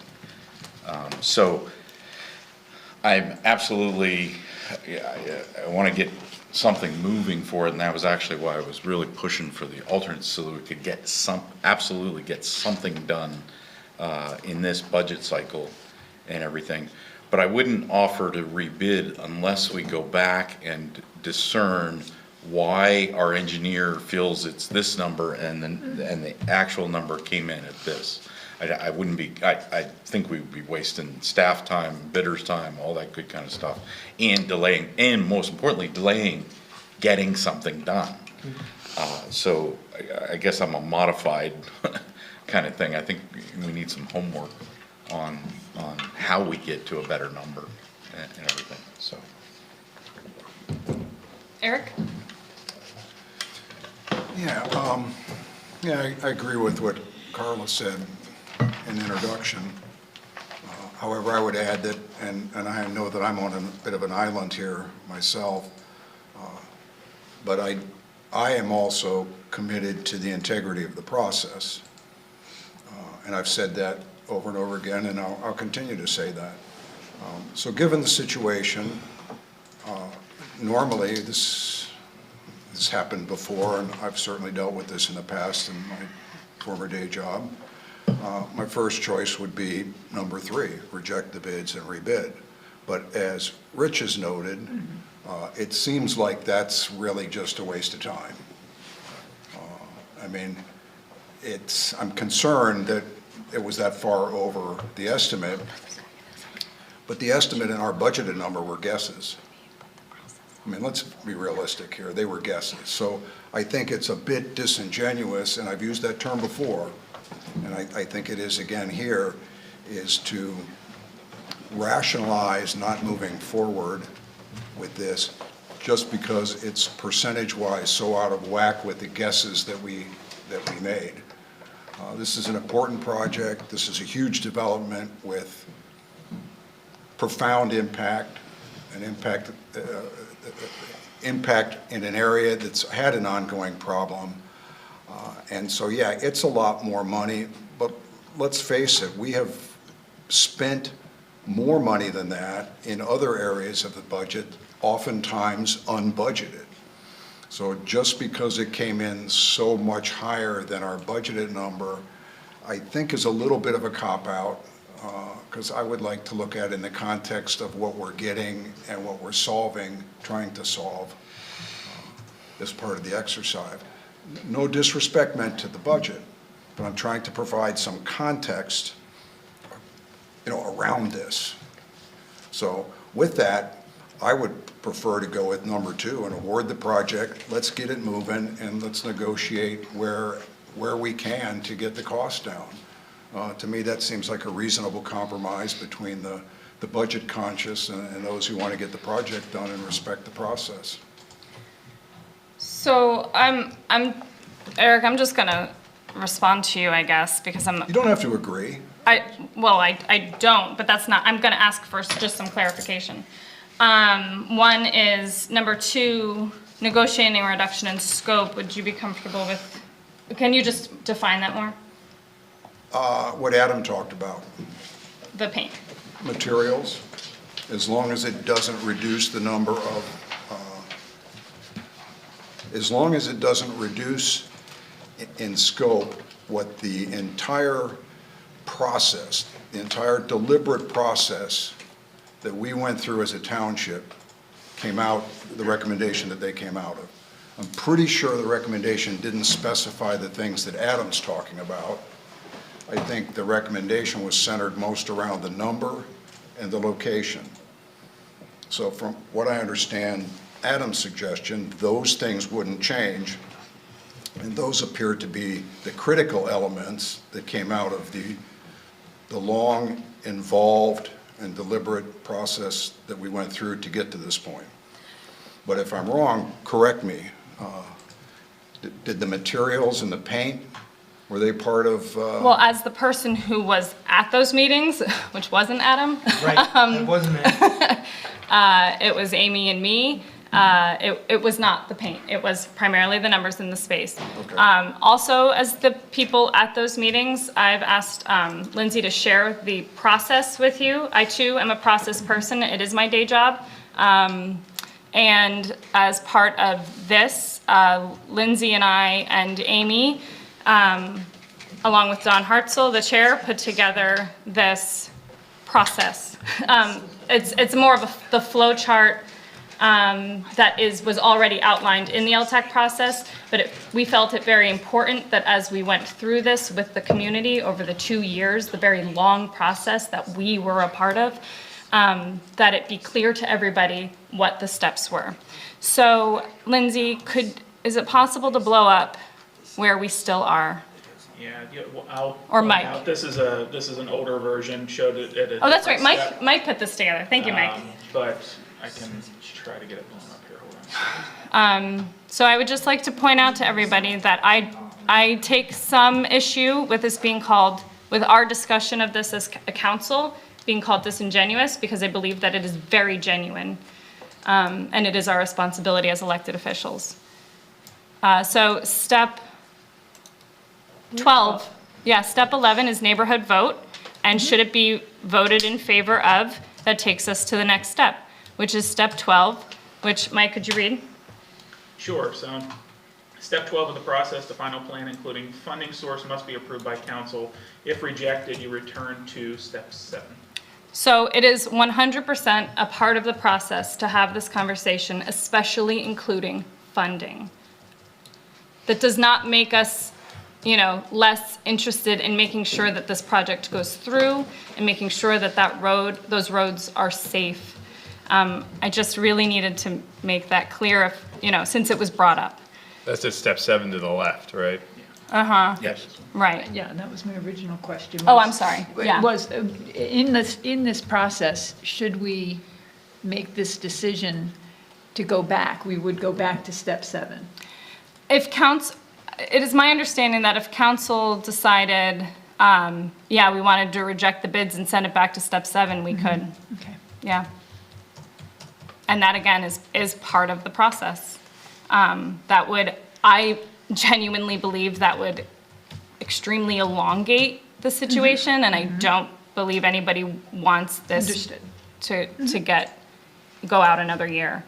So with that, Earl, I saw your hand raised. Go ahead. Yeah, and I realize this is way above what anybody expected, and probably have to apologize to Dustin for his previous suggestions of bidding fewer at one time, because I don't think anybody thought it would come in this high. But that being said, is part of the reason it's so high is it the timeline? Is the timeline so accelerated that, because one person didn't even want to bid on it because it interfered with another project they were doing? That's a good question. Because I couldn't find where the bid was, so I don't know what the timeline was. Secondly, whatever council decides, if they decide to rebid it with a change in scope, if they would go to only do, because I think 8 total would bring it right in at the budget at what Paul Baker proposed right now. If they would do it, if you numbered them 1 through 7 on each street, if they would do 1, 3, 5, and 7 as one part of the bid, and the other would be that would be for 4 on each street, and the other would be for 5 on each street, which would be 1, 2, 4, 6, and 7. That it kind of spreads it out best on the streets, in my opinion. I know that it isn't what we want, but then I guess going forward, if we would go with fewer, we do have a chance to come back and reevaluate after a year, I think it says in the process. Yes. And if we don't meet the totals, we can look for more. So, Yes. I would like to see something before move-in day in August. But if the timeline is the biggest redeemer of cost there, I think maybe that we need to do something there. I don't know if Nick has any thoughts on that or not, and I'd be glad to listen to them. Thank you. Thanks, Earl. Nick, do you want to speak to that? Sure. Yeah, the timeline wasn't an issue. Hall Baker said they could do 2 per day, and that was the max they could do. We thought they could do more, actually. But even if it did go out to rebid and the bids were received and accepted, I don't think it would still be an issue getting this constructed by fall, and that was what we were aiming for. So I don't think the timeline was an issue. I know one of the contractors said they didn't have much time to put the bid together because they were working on another bid for PennDOT. Right, that's correct. Not necessarily 2 projects, conflicting with construction. Thank you. Adam, did you want to add to that? No, actually, that's exactly what was conveyed to me as well. The timeline in and of itself and the construction by fall was really not a factor here in any of this. And in fact, I think that, if in fact there is a rebid or an award and a negotiation, I think we're going to be able to hit that even Okay. still. Go ahead. Yeah, so I understand the process discussions and thing. I think one problem is we may have conflicting processes and everything, although I do agree with the flow chart specifically holds that this is the discussion we should be having at this time and everything. And the other thing that I guess I could support the guess on the project, except it's not council guessing what the amount was. It was our subject matter expert guessing what it was, and that's why the discrepancy between the two bothers me and everything.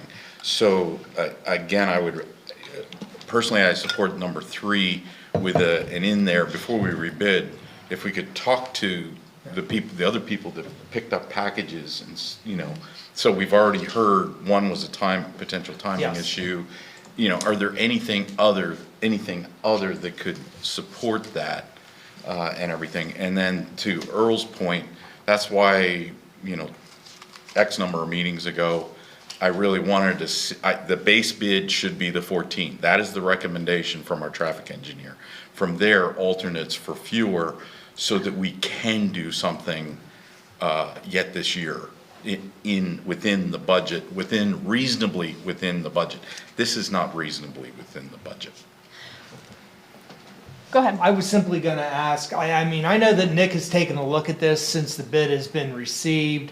I know he's done some analysis. I don't know, Nick, if you have any insights based on what your firm has done versus the bid that we have actually received, if there's anything there that kind of jumps out at you in terms of an explanation as to why we ended up with, a per hump cost in the bid greatly exceeding what the estimates would be. Sure. Well, 2 of the things that immediately jump out at me are the thermoplastic costs, which you had mentioned, and the Type F signs. If the thermoplastic by itself is about $33,000 right there. And by our estimates and using ECMS, which PennDOT is like a statewide average, we get about, for those 2 items, $13,000. So that's significantly higher. And his Type F signs are almost 10 times the amount it would be if this was a PennDOT project per ECMS. So he's charging $200 per square foot. It's typically around $22 per square foot. And the asphalt costs for the speed hump, we looked at, also ECMS, looking at PennDOT.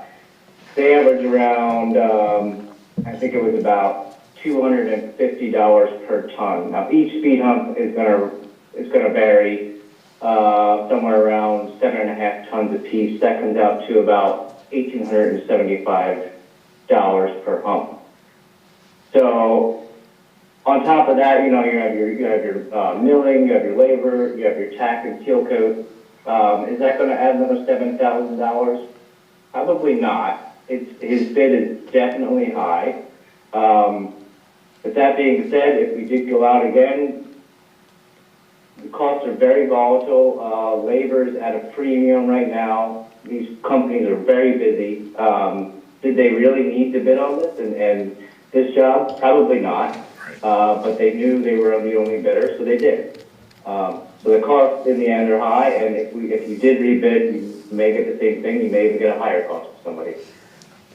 Costs are very volatile. I told Don about, I don't know, 12 months ago or so, signal installations for an intersection were about $250,000. We're getting close now for over $400,000 for a signal installation. It's just very volatile right now. It's been crazy ever since COVID. It just has been. Thanks, Nick. Sure. So, Madam Chair, I would just, so what I've heard is potential change in scope that we could reduce it from ridiculous to outrageous kind of thing. I don't know that that's, good for us and everything. I think there were some identified, if we were to rebid, it sounds like we got some good food for fodder there to get that back down. We might get some more competition in it, we might not. Yes, that it is the environment. You gotta hit a contractor at the right time in their schedule, and you get a good deal. You don't, you get a premium, yeah, I'll take it, but I'm gonna make my money, and everything. That's always the risk in any of these. But again, for me, it comes back to, I'm not comfortable with the precedent of getting that far out of budget. So, I would love, again, I'd love to see that reject the bid and rebid using some of these value engineering that we're hearing here, but also include alternates so that we guarantee we can do something yet this year. And then I'd even take it further, put money into the budget next year. So that we're ready. In the mind, yes, Should the scope have to be reduced, we're ready to go. correct, to At the finish out year- to at finish year out the study. project, yes. If that's the end, if that's the recommendation for the, the engineering says 14, okay, as we talk, I'm not a traffic engineer, if that's what's said, then, and I understand that has a cost, you got 2 mobilizations, all that, I get it. But again, I think to a degree, we have a little bit of conflicting processes. So that's all I have, Madam Chair. Yeah, and actually, Earl brought it up, and I just did want to reiterate, part of the process that actually had been left off, I think, on previous projects of the LTAC process is the very end, which should ideally make everybody feel a little bit better, which is where, I mean, we did do this with the other project where we ran the numbers. I guess we didn't have to do anything else because the numbers met the goal. Right. We did the traffic study a year after we did the last traffic improvement project, and the numbers 100% met the goal. It was really a successful project. So, Lindsay, could you just go over that part of the process so that everybody is aware, the very end of, or would that be Amy? Is that?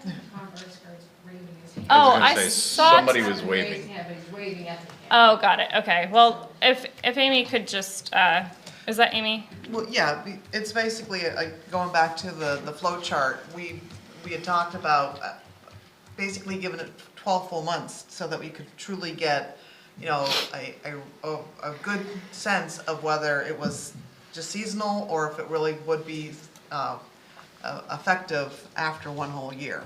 And so that was gonna be counts, if I'm not mistaken, and then the counts had to bring it down to the thresholds that were noted in the traffic calming guidelines. And if we met them, we were done, and if we weren't, then we would go to the next step, so. Yeah, which for this LTAC process kind of is already laid out. And Yes. the next step, should there be 14 speed humps installed, the next step would actually be pinch points. Pinch points, right, exactly. So if due to budget and the bidding moment that we are in, it is forced to be fewer than 14 speed humps, the next step would be filling out the 14 Right, speed up to humps. the maximum 14. Yeah, okay. I'm not projecting anything, I'm not stating my preference on anything, again, I am a process person too, and it really is important to me that, I'm also a communication person, and it is really important to me that everybody's on the same page, and everybody kind of knows what what we're talking about and what we're looking at. Mr. Ertzgaard. I don't know if he was waving or if he was just. There he is. There he is. There, okay. Hi, thank you. Yes. I'm having trouble raising my hand with the technology stuff, so thank you. And I don't even know if I'm showing up. We can see you and hear you. Thank you. So I was just thinking, can the bidders, the field for bidders be widened? I don't know if the three that were considered viable bidders, were they pretty local? Can you go a little further out? And does that have any impact on their workload? I was wondering that too, actually. So you can, the problem you're gonna have is there's a huge MOB cost then. So you're still gonna see high numbers because the ones that are here are local, they have plants here, they can produce their product here, and so they can do the work. Anybody bigger, you know, you're talking not in this area, I mean, you're talking out of state at this point. The only other one that did not pick up that would be in that same category as an HRI or a Hawbaker would be New Enterprise. I'm not sure why they didn't pick up. They might be just as busy or not, but, and quite frankly, you know, EB Paving has qualified materials for PennDOT. I am not sure they actually are qualified a PennDOT installer, and for liquid fuels reasons. That might be why they actually didn't pay or didn't bid, because they realized that they actually wouldn't be qualified to put the material down. You have to be pre-qualified to put material down when liquid fuels are used on a road. Oh, interesting. That's a good point. Yeah. Yeah, for Nick, is that anything that can be changed, the material to be used? No. No, Amy's correct. You have to be pre-qualified by PennDOT to use liquid fuel. And the only other one I was thinking, Amy, was Amera. I don't know if they're really experienced in this type of work, but they could be another contractor. They are one, yeah, their paving crew has changed over in the last few years, so the quality that we used to see from their paving crew is not quite as what it used to be. And you have to admit, this is not paving or flat road. You have to have the tolerances of that speed hump, and it has to be correct. So. Okay. Yeah, Earl. I know R.C. Bowman does a lot of work for the university. I don't know if they were eligible or not. That was it. Yeah. They're another paver. Again, most of those that I know of, they paved flat roads. HRI was the one who got the bid when I was at the borough, and they actually did a very good job. They hit the tolerances of those speed humps, you know, pretty much dead on. Again, I don't know if other ones, not that they can't, but I think we would have a lot of issues with a smaller company who doesn't have the experience with asphalt the way the bigger ones do. Okay. I guess my question though was, because I had asked this of you earlier, Amy, and then I never really got an answer. Where do the bids go out? How do people know what to bid on? There's a spec book, plans and specs were developed by Nick and his firm that basically tells them what to do and how to do it, and when to do it. So where do they advertise? That's what I meant. Where do they advertise? We are required to advertise 2 times in a daily paper. Second class township rules indicate that. So we have to advertise twice in a paper, and then we have the ability to request or issue an announcement to bidders if we so choose to, but we are required to advertise in the paper. Earl, they're always advertised because we're obligated to do that, as Amy said, under second-class township code. If there are bidders that we believe need a special notice or need to be informed of a particular project, we will actually provide them with that announcement of our own volition beyond what is located in the paper. And as Amy mentioned before, there are also a variety of services that exist that collect our information from our own advertisements and basically relay that to their own subscription list to other contractors who subscribe in order so that they're made aware of those things. So in this case, the advertisement to the paper occurred and this, the consolidators, if you would, also picked it up. Okay, I thought there used to be like a municipality's website where they posted all their bids, but. Well, see, the one thing we don't want to do is put the spec book and that on just a website where anybody could just take it. We need to keep. Oh, no, I didn't, I just wanted to make sure we were reaching the widest variety of possible bidders, that was all. Because I realized that this is way farther out than anybody expected. And like I said, I tried to do a search for the bid and I couldn't find it, but like I said, Center Daily Times, and I don't have a subscription, so I don't necessarily get it. And that's where it would have been advertised. It has to be, it's the only daily newspaper. It's the only daily, yeah. We're not able to advertise our bids in the Gazette, for example. No. It has to be. Well, we can. It has to be a paper of daily Well, circulation. we can, but we don't meet our requirement We could by do doing both, that. but at a minimum, we have to do can't do separate. one or the other. Yes. I stand corrected. Yes, that's correct. Well, you said. Okay, let's do a straw poll. Go ahead. I'm gonna let you start us off, Rich. I think Give us your full Yeah, thoughts.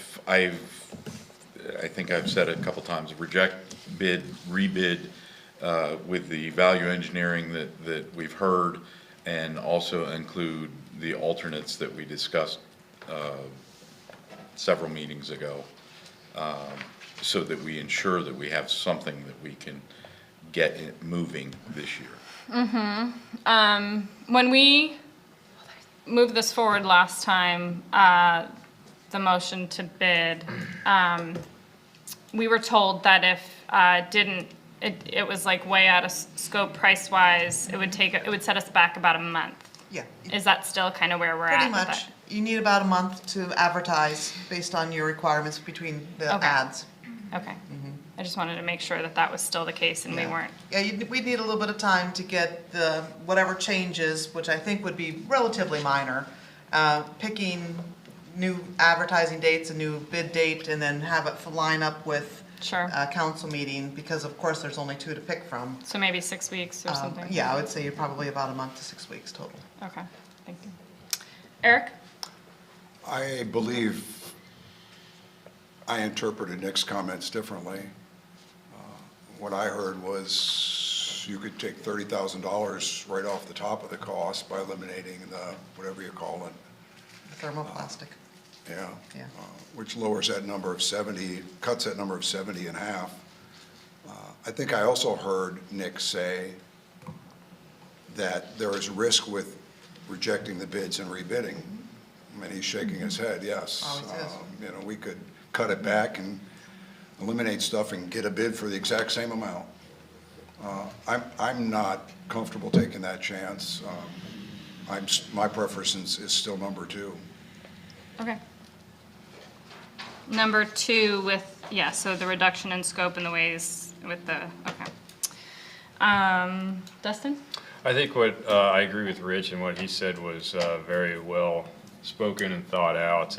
I'm not going to steal his thunder, so I support number 3, reject bid and rebid with, as outlined, alternates and any, cost savings in engineering. Thank you. Susan? So I'm the least familiar with this process. So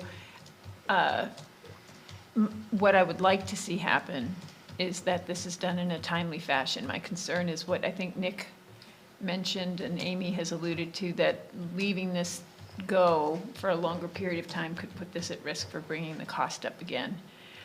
What I don't understand about option 2 is if we do award the project as a bid, I don't understand what we've committed to and what kind of negotiation room we have once we accept a bid. So could we, in that bid, in accepting that bid, ask for a reduction in the number of humps and ask for those considerations? Or does that mean we have to take number 3 and then rebid? Yeah, you're actually, and I'm gonna give it to Amy here, but actually, there's a percentage of an award that can, and I'll let you take it. Yeah, no, usually up to about 25 or 28% of a bid amount is kind of negotiable. You have the right to change, because this is a unit price bid, you have the right to change your quantities to bring the price down, but only to about 20% of the cost, because they have a right to. Only by 20%. By 20, I'm sorry. Okay. Yes. Because they, they have a right to, the fact that you bid a certain project. Dawn has already reached out to Hawbaker, and they've already indicated that they'd be willing to do that. So if we were to accept the bid and then negotiate down. negotiate down 2 humps, that would be about 20%. Yes. Well, we I don't think, know. is that what, yeah. Right, I mean, we Well, don't, it's somewhere in that ballpark, Yeah. because if we have 14 humps. but I don't and know that 20%. it's divisible exactly Okay. by, you know what I Okay. mean? They have their Understood. staging costs and their. just- Understood. I don't know, maybe Nick knows, Rich, I was gonna really. ask if you did the math on that. I'm on it. Nick, how, I was doing the math in my head, but I don't know that I know all the variables. I mean, I was hoping we could have some sort of number from Hawbaker, if that was possible, to say like, how many humps could we get for, roughly $120,000? And also, do we have the room in that negotiation to reject the thermoplastic and request the Well, paint? I think that would, I That's a think, in substantial my savings. mind, and Nick and Amy can correct me, I think the signage and the thermoplastic are probably the easiest things to de-scope here, right? Yeah, Okay. exactly, they are, yes. And Nick, you agree with that as well? Yeah, I agree, and actually Don has already spoken to the rep at Hallbaker about removing the thermoplastic, and they were fine with it. Okay. So that, right out of the gate, that gets you a little bit lower, and that's without removing any of the 14. I don't think I'm sorry. go ahead. I mean, you ran the number, I ran the number, 20% of 171 is 137.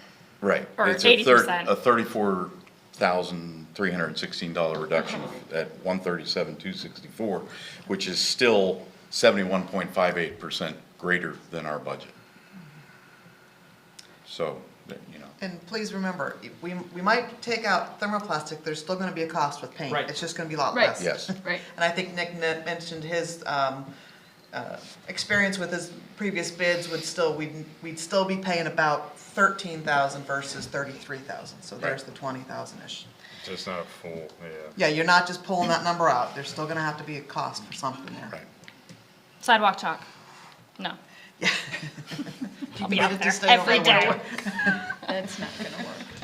sidewalk chalk. Yeah. Susan, you can finish your thoughts, yeah. I don't know that I can, I'm gonna try. If you need time. I think I need a little bit more time, as I'm understanding and processing all this, yes. Yeah, I appreciate your questions. Yes. They're No, I really appreciate you important. taking the time to answer, thank you. Yeah. I would just say, in the past, in my 10 years here, we've never accepted a bid this far over our budget. Not even close. This is over, this is over twice what we budgeted. And we did accept a tolerance of the extra 22 plus maybe, maybe another 10, like, okay, well, we had a tolerance built into our minds. This blows all that out of the water. Without rejecting this bid, what precedent are we setting? Like Rich said before, so we reject the bid, we rebid it. With the 7 and fewer, we bring some of the scope, maybe in the paints and things, down, and then it comes back the same, where we've done our process, we've done our due diligence, we've said, okay, this is what it is, we've done what we can to try to save our, do what we need to do, and then we can make a decision there, and we're a month to 6 weeks further along, which we didn't necessarily want, but that's where we are, and that's where I've landed. But Susan, I want you to finish, and I also want to hear Earl's comment. So what I'm understanding then is that option 3 would allow us to do all of the things we could do in option 2, would allow us to avoid setting precedent for accepting a bid that's much higher than what we had anticipated, but still gives us the opportunity. The one risk there seems to be that this could come in more expensive. That's It always. always can. Yeah. That's always, yeah. But I do believe that if we do at least change out the scopes from the thermoplastic to the, to paint, you know, inherently, that's just gonna be a lower number. Because they just will not have the cost of the thermoplastic. Now, will they turn around and bump up the asphalt price or a demob cost? That's public bidding, it's really tough. You would hope that they wouldn't, Right. but that there's always a chance. It's the proverbial, how do you prove a negative? Oh, yeah, But not possible. Right. Earl, sorry, No, were you done? last but not least, the concern, and I'm listening to what all of the council members are sharing, there is that concern that we're establishing a precedent for accepting a bid that's quite a bit higher than the bid that we had anticipated getting, so. Go ahead, Earl. Since I'm only going on this because we only received one bid. Can Dawn go back to Hallbaker and see what they could do in that $100,000 range? With the change in the thermoplastic and whatnot? There's a certain limit that we're allowed to do to talk and negotiate. We can't collude with bidders, but we could kind of, you know, ask a few questions to help us make a decision on how to rebid. Negotiating what we've already bid is one thing, how we would, you know, turn out another bid, there's some limits there. Well, you said they were bid by unit, right? Yeah, it's a unit price bid, so it is based on the number of speed humps that are gonna be put in, the number of linear feet of thermoplastic put down, the number of square feet per sign put up. Okay, thank you, that's all. I just wanted to try to understand, so reducing, they wouldn't keep the same price and reduce the number, that's what all. So they wouldn't give us the same price for 10 as they would for 14 individually. we don't know. We don't know. We don't know. You don't know. That's bidding. Yeah. You don't know. And it also could be, it's notorious where if they don't really want the bid, they will throw high numbers at it. Because if by chance they are the only bidder and you want to really do the project, they've made a nice profit. It happens in the past, especially with the companies that have, you know, bids or a lot of contracts with PennDOT or other bridge projects and stuff. They don't really want it, but they will bid it. And if you take it, then they've made it. Yep.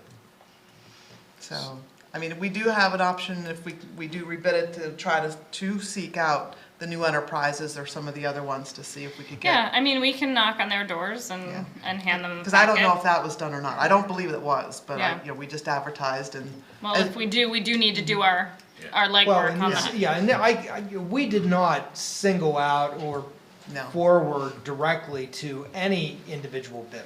Nor do we normally. And we normally do not. No, I mean, it's usually a broadcast of Exactly. a list of people, potential bidders that we'll send the advertisement to. I mean, HRI picked up on the 14th. We advertised this the 10th and the 14th. They picked it up. They have people in their companies that purposefully read the paper to see what bids are out there. Hawbaker didn't pick it up until the 25th. The bid opening Maybe was 2 when they days. see what Hawbaker was charging, they'll be like, we can make what? Well, so the interesting thing for me, we're, you know, in the private sector, please, let me show you all my cards. Yeah. So we're having a very public discussion Oh, here yeah. of what we can and we can't do. Exactly. And everything. So, but again, that's the Yeah. public, and our budget is published publicly and all that good kind of stuff. But for the effort of expediency, the staff needs a motion on the bid, correct, or not, in action? Yeah. Well, Yeah, we would have need, act we on need the to take bid. some action on the bid. And Madam Chair, I'm ready to make a motion if you would accept. I would move that we reject the bids for this project, rescope it based on the various discussions with our engineer to achieve the best and rebid it at post haste. Anything else I need to add to that, Mr. Well, Manager? I'm not going to say anything until you get a second. I'll second. Any Thank you. discussion? I do have a question. Sure. I was keeping track of the various alternatives that might be put forward as a motion. Right. When you first spoke, you talked about rejecting the bid, rescoping the project, and also including alternates. alternates. Yes. Is that something that is? That is part of my motion. And we've already discussed with our engineer what those alternates would be if I'm. That's correct. We Yes. did. Nick And has so- given us that So I information. would friendly amend my motion to include the inclusion of the previous quantities as alternates to a base Alternates, bid understood. for 14. Can we be explicit about what those quantities are? Do you want me to show you that? Do you want to Yeah, show let's put that up. I actually, it is 5 on each street and 4 on each street. Right. So that would be 10 And and 8. Were what was discussed at previous meetings. And Nick, correct me if I'm wrong, but that is in keeping with what your recommendations were previously. If we were going to do some lesser number than the 14 total, 7 on each street, you had provided some information for potential alternates, which would have included 5 on each street, and then again, as an additional alternate, 4 on each street. Is that correct? Yeah, that's correct. That's what I provided to Don, right. Okay. Thank you. the red? Yeah, I just struck those off. We didn't actually modify the plans. I just kind of showed them on these with some PDF edits where the best reductions would end up being if that's the route we went. And again, that makes it really easy to add them back in at a later date, should they be, I mean, should all that happen and, the future takes its toll. It's not only easy to add the speed humps that were struck, it's also still possible to add the pinch points, should those also be deemed necessary at a future date. That's right. That's why we didn't want to move any if any Right. were, struck off the initial plan. Thank you, Nick. All right. So I friendly amended, did I get a friendly second? Yes, I second your amendment. Thank you. I'm going to ask for a motion on the amendment.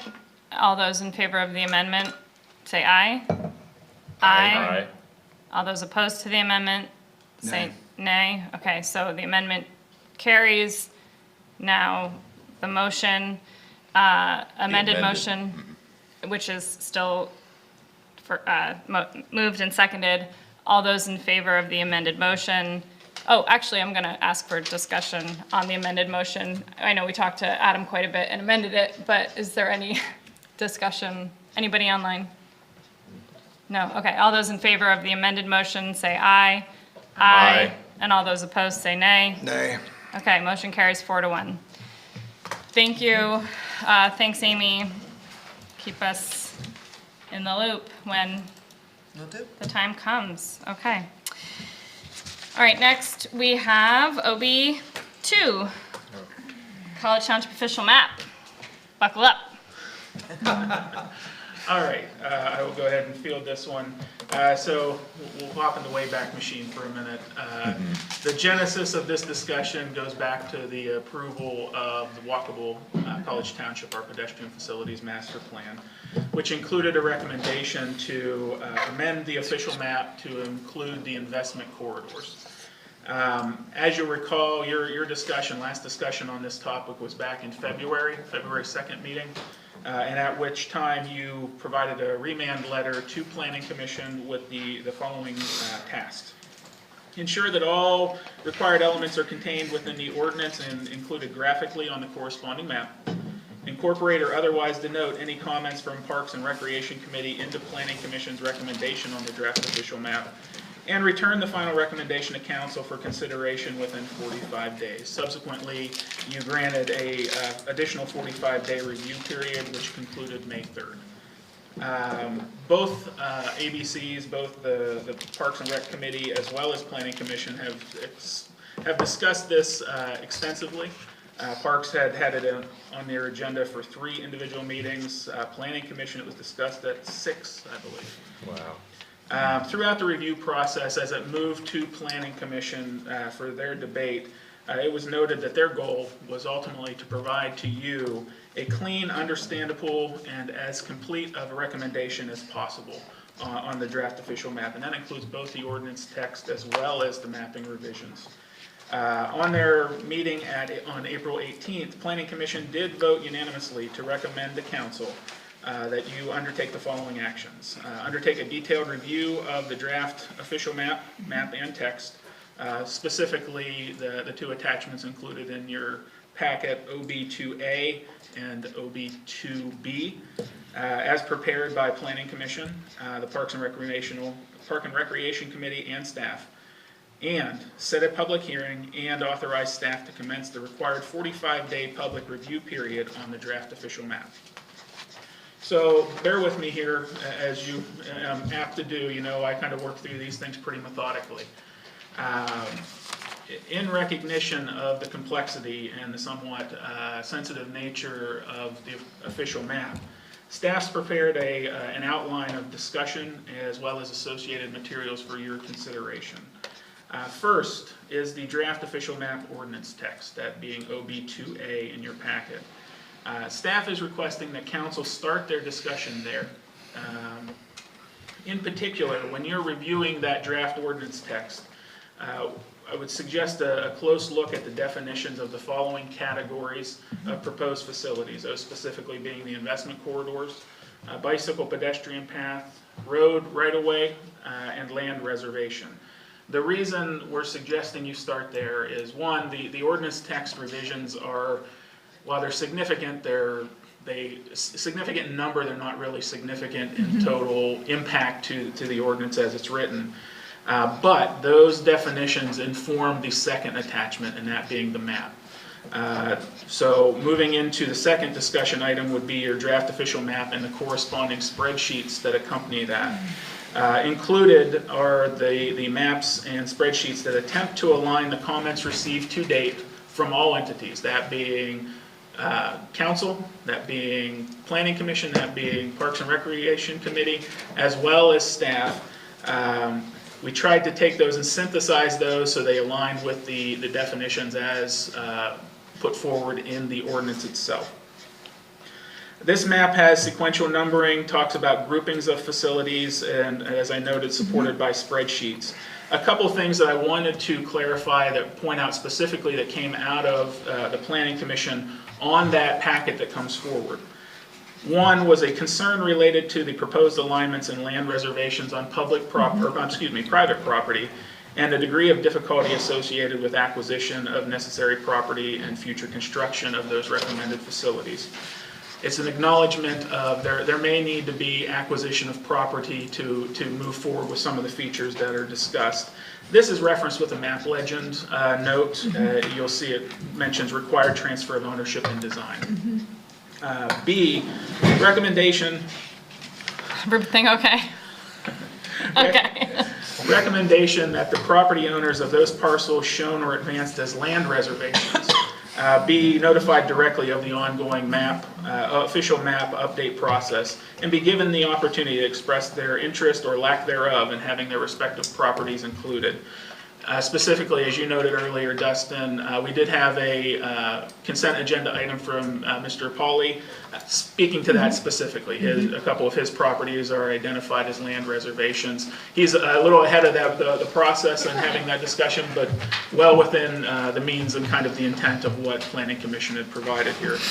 Third is concern pertaining to the mapping of stream easements to accommodate fishing and other access. This was a comment forwarded out of individual comments from the Parks and Recreation Committee. The Planning Commission addressed this concern by making a recommendation, you'll see it in your spreadsheet, to remove proposed greenway number 38. D, notation of project complexity on proposed bicycle pedestrian path facilities number 4 and 7. Where are you? I'm lost. Sorry. 2, section 2. Second page. Yep. Number 2, D. Yep. And the references, the numbers being referenced are Thank the you. spreadsheets in. Would it help to put that up on the screen? It's an extensive spreadsheet. It is an extensive spreadsheet. Yeah, there's a couple spreadsheets. Right. They get very small. The various, which, it's not the very just- iterations of the map, but I guess B is what I'm asking to put up. Right, so this is B, OB2B. So this is the map that ultimately the recommendation from Planning Commission was related to. Thank Yeah. you. Yeah, I mean, it's difficult because, with There's a lot there. PDF and zooming in and out is not. Yeah, having It's these been hard. printed would have probably, And we do have copies for you, and one of the things I will note is we fully recognize this is probably a multiple meeting discussion. oh, it is. Yeah, I was gonna say, planning commission took 6. Come on, give us No, at it's least not. 3. We're gonna be here for 6 hours. So, I'm going to Dunkin' Donuts. continuing to move down the list. Planning Commission also recommended removal, revision of proposed Greenway number 36 and remove land reservation number 42. And then finally, this goes back to a discussion you actually had at a recent meeting. Planning Commission also recommended the addition of a proposed bicycle pedestrian facility to complete the sidewalk from the Mount Nittany Medical Center to Park Avenue. You remember a discussion of that plan, there was that short segment that wasn't completed. They added that as a suggestion in the official map. Also included in your packet, Parks and Recreation Committee narratives. At their April 10th meeting, Parks and Recreation Committee did discuss the official map, and by a vote of 6-1-1, the committee approved forwarding the attached narratives, OB2C. Both narratives were forwarded to you, as well as a unanimous vote on the following statement, which I'll read. The Parks and Recreation Committee wish to forward to council that they recognize Planning Commission's concerns and wish to promote that the official map recognize the need to secure options for non-motorized modes of transportation and other recreation opportunities to residents as a long-term vision for the future. Also included in your packet, and again, I appreciate your patience here, there are a lot of background materials. We wanted to give you a full snapshot of the process to date, so you can see kind of the iterations as it moved to the point of those two attachments that we're referencing. So as I noted, some required tasks and ultimately direction from council that we're looking for. As I noted, recognition, this is a complex process and we expect it's going to take multiple meetings. The hope is that tonight's meeting you would begin your discussion and provide some feedback as needed on the ordinance. And if time permits, start to take a look at the mapping, specifically any recommendations on proposed facilities depicted in the mapping portion, and recommendations on any facilities that maybe are not currently depicted that you believe are in the best interest of the community. We recognize, again, that this is probably a multiple step. At some point, there will be the requested actions of setting a public hearing, as well as authorizing the commencement of a 45-day public review period. There's a lot there, and I recognize that. So I will stop, but just kind of to walk you through what the processes look like. This last one pretty much mirrors how it was discussed at the April 18th meeting with Planning Commission, which was a pretty effective process. We had gotten to this map, which tries its best to synthesize all the comments that you see in all the other iterations, and also reflects a recommendation from Planning Commission. Great. Ms. Corey, do you have anything to add as our Planning Commission representative? If you could come up, if you do, you can come up to the lectern. If you don't, you can just wave us off. It's hard to follow, Mike. It's understandable. Yeah, if your head's still spinning. So is ours, and I'm really just giving us time. But no, we would really actually, if you have something to add, you're welcome to. If not, that's fine. I really don't feel comfortable cutting anything. Great. Okay. Yeah, there's a lot there. How would you decide where to start? Where do you start? Absolutely. And if at any time during our discussion it does occur to you that you want to say something, the mic is yours. Okay, you don't even have to ask, just come up. You're standing there will alert us that you have something to say. Thank you. Yeah, of course. The way that I see this going this evening is really an introductory. This is going to get our hands dirty. This is going to get our brains kind of acclimated with the maps, with planning commission comments, with Parks and Rec comments. Actually, I'm sorry, while I was talking to Noreen, I wanted to give you, Mr. Schulte, an opportunity to say something from Parks and Rec as well, if you had something to offer. I will only offer that. Could you say it at the lectern? Cindy will come Remember the right Cindy back. Hahn corrections, yes. Sue and Earl, I think, are Oh, still that's on. true. I don't know if they are. Parks and Rec has not seen planning commission's comments. Well, is there anything that you discussed that you recall? And if Sue or Earl are still on, I'm not sure. There's no more. Nope, okay. If there was just anything that you felt in particular you wanted to carry forth to us from your discussions is really, Yeah. Planning commission's number 15 is problematic. okay. Okay, Want me to explain why? Explain why, but if we get to that tonight, then you can explain why. Otherwise, I will keep it Their noted. number 15 comment, is that what you mean? planning commission's number 15 is problematic. Okay. Okay. Noted. Okay, so moving on, let's get our hands dirty, let's get our minds kind of wrapped around this, mapped out, so we can figure out when we bring home the paper copies and spread them out on our, front yards. 30-foot buffer, we can know what we're looking at. Yeah, well, let's get a terrain model built. I think it's what we really need. Yeah. Okay, your kid's gonna work on Lay it the that, bring it whole back way out in. here, yeah. Popsicle stick models. As noted, again, recognizing this is multiple steps, having gone through it in multiple iterations with both committees, that last discussion with Planning Commission really kind of shined a light on the importance of looking at the narrative in the ordinance first, as it kind of informs exactly where the Yep. map heads. So that would be my only recommendation from a staff perspective, and then, Yep. then you definitely get your hands dirty with the map and the spreadsheet. Yeah, once you really get into it, definitely.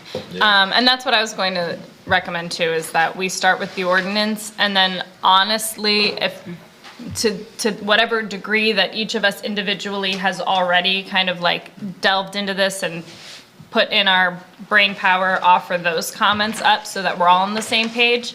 I imagine, we all have had different weeks. We got this on, when did we get this? Monday? Tuesday? So depending on Tuesday to today, not sure how much you've memorized or taken into account. Does everybody feel good with that? Great. Before we get started, Yeah. could somebody explain the land reservation process to me? Oh, I What was does gonna ask that. mean? Okay, perfect. I need to That's- know that before I even start thinking. That Well- seems to be a very big part of this. Well, that's in the ordinance, yeah. Yeah, so. She's starting. Sue is starting. She just took. Sue's Stu. Sorry, Stu. And Merle. Merle, did I do that too? Daryl and Daryl. Oh, boy. That was probably a Merle. Okay, so. I mean, I'm good with starting there because I have some specifics to ask in the ordinance too. Well, so- the ordinance is the place we're going to start anyway. I just need to find I just need to which- understand that Line so I can even wrap 137 myself is my head reservation. around this. All right, Sue, take us into the ordinance. Okay.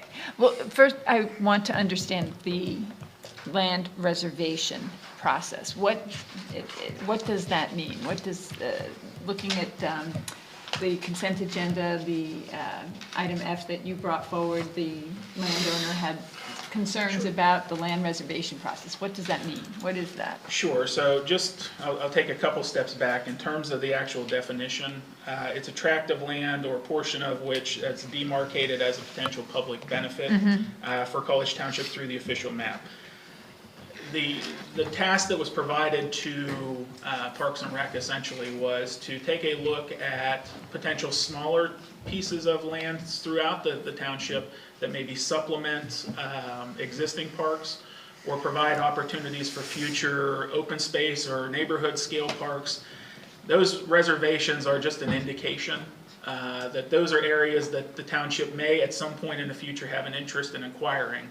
Oftentimes, and a good example is with Aspen Heights, When they developed, they didn't have enough on-site property available to provide the open space that was required by the ordinance. What they did was helped acquire a portion of property off-site that was ultimately dedicated back to College Township.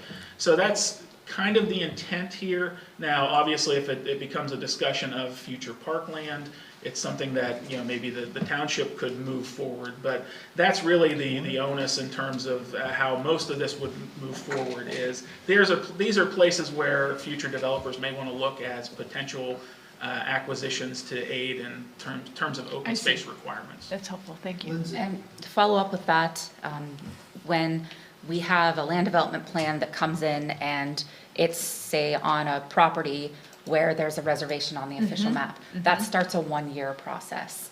So that comes in, they give us what's called an intent to develop letter, and then that gives the township 1 year to study everything that could impact, you know, that could have an impact on the outcome of acquiring that land and determine whether or not it would be reasonable to or not. With Aspen, the road coming in was very steep and it was very expensive. So that's why we decided, but we had that year process. Okay. So that's when everything starts, everyone gets notified, and you kind of go from there. You get that year if it's already reserved, is that what you mean? If it's on the map, yes, correct. Okay. So this designates those areas as potentially property we might want to acquire in the future if it becomes available, and also developers would know that that would be something they would have to consider for developing. Okay. Correct. Yeah. I was thinking it was something different, so. Yeah, developers, if there's a line in a map or a blotch in the map that indicates on the official map, and that property is owned privately, as Lindsay indicated, if that property is going to be developed, the developer needs to either accommodate what has been. Understood. Okay. Clear as a bell. Or we have Thank the you. option to work with them over the course of the year to resolve it. Okay. Okay, that was. I had some additional Yeah, questions. go for it. Let's do this. Reservations. Let's dig into reservations. No reservations. No reservations, because, and then not to be confused with preservation, which is very close, as my son pointed out to me, by one letter, which is also in our ordinance, which I kind of feel like is what we're trying to achieve maybe here from a parks perspective. I don't know. First of all, I do want to say thank you both to PC and Parks. It is very obvious here in looking through this material that we have very dedicated folks that are wanting to do the best for the township. Yep. And so anyways, so I want to dig into reservations at line 137, which kind of explains to it. And I want to kind of understand this because, you know, me as a property owner have a reservation to this. If the township comes in and says, hey, Mr. Best, we want to, you know, put a land reservation on your lot here because, you know, it's real close to Stony Batter, and, you know, it could be, you know, somewhat useful in the future as public access. When I read line 137 and I get down to specifically line 153, public access, does that mean, if we read that public access, does that mean that since that's been reserved on the official map, that anybody can just walk across my property?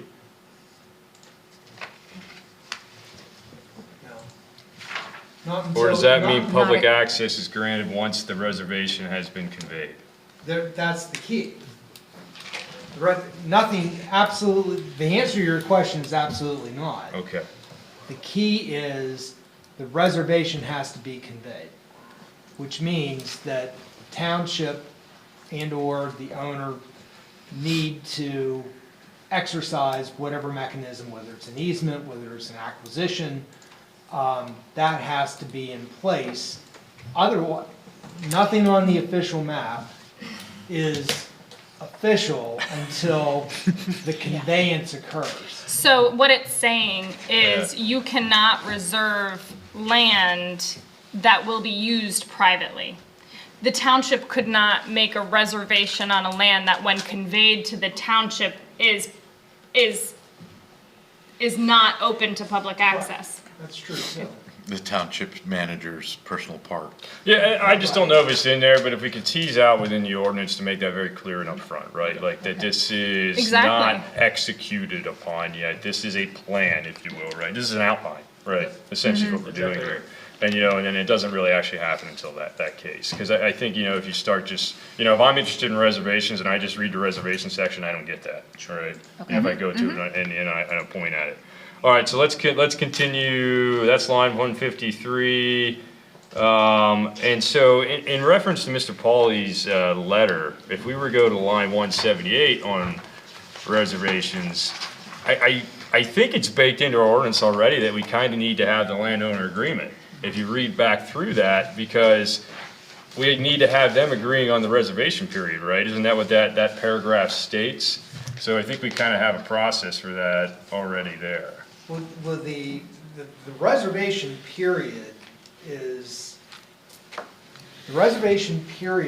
only starts when the owner of the property engages in something that triggers the start of the reservation. Mm-hmm. Okay, so, and the only thing that triggers that is development. It's not transfer, so in other words, it's not a sale from one owner to another. It's actual, Subdivision? that would count as well, right? So subdivision, development, land development plan. Consolidation? I mean, I suppose any. Well, Adam, it Consolidation. says, so if you read the second sentence in that paragraph, it says, Or "The just reservation for public grounds, including riparian buffers, shall lapse and become void after the owner of such property has submitted a written notice to the council announcing its intentions to build, subdivide, or otherwise develop the land covered by the reservation." So, I mean, Mr. Pauly has already done that, and we haven't even, basically said that the map's official. Well, that is referring to the notice of intent to develop. Okay. Okay, which Lindsay alluded to. So the notice of intent to develop basically forces that trigger that I just talked about. So, for example, several years ago, I might have even been months ago, I have no concept of time anymore. But we had an owner of a piece of property, does a lot of development in the area, who, as a result of an earlier version of the official map, had an indication of a road located on a property that he intended to develop. He sent us a notice of intent to develop letter, which immediately triggered the start of the 365-day clock. Ultimately, at the end of 365 days, the township made no progress or had no intention of activating or exercising the reservation. Thus, the reservation lapsed. Thus, the developer or the owner, for all intents and purposes, had met the obligation of the official map, of it being shown there. Okay. All right, and then if I will, just a little bit more on reservations. So if we go back down to the definitions, right, and that's line, where are they at? Down towards the bottom, right? A lot of them are in red. 288 on. Yeah, I would just simply ask, what are we trying to achieve with the reservations? I am all about preserving land, right? I am all about, trying to keep forest and stuff like that. But I think there's other means that we can go about. I agree 100% with PC's saying. We need to talk to these landowners. We need to give folks, because some folks are probably like, yeah, cool, like I love it, reserve my land. That's what I want to do with it anyhow when, when I sell it or I'm cool with it.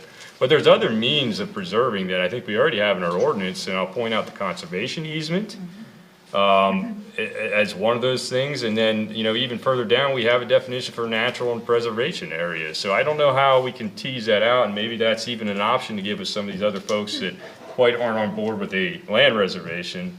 And maybe they're saying, well, you know what, I think a conservation easement's a really good idea. Yeah, I think we need to correct what in my mind is a clear misperception here.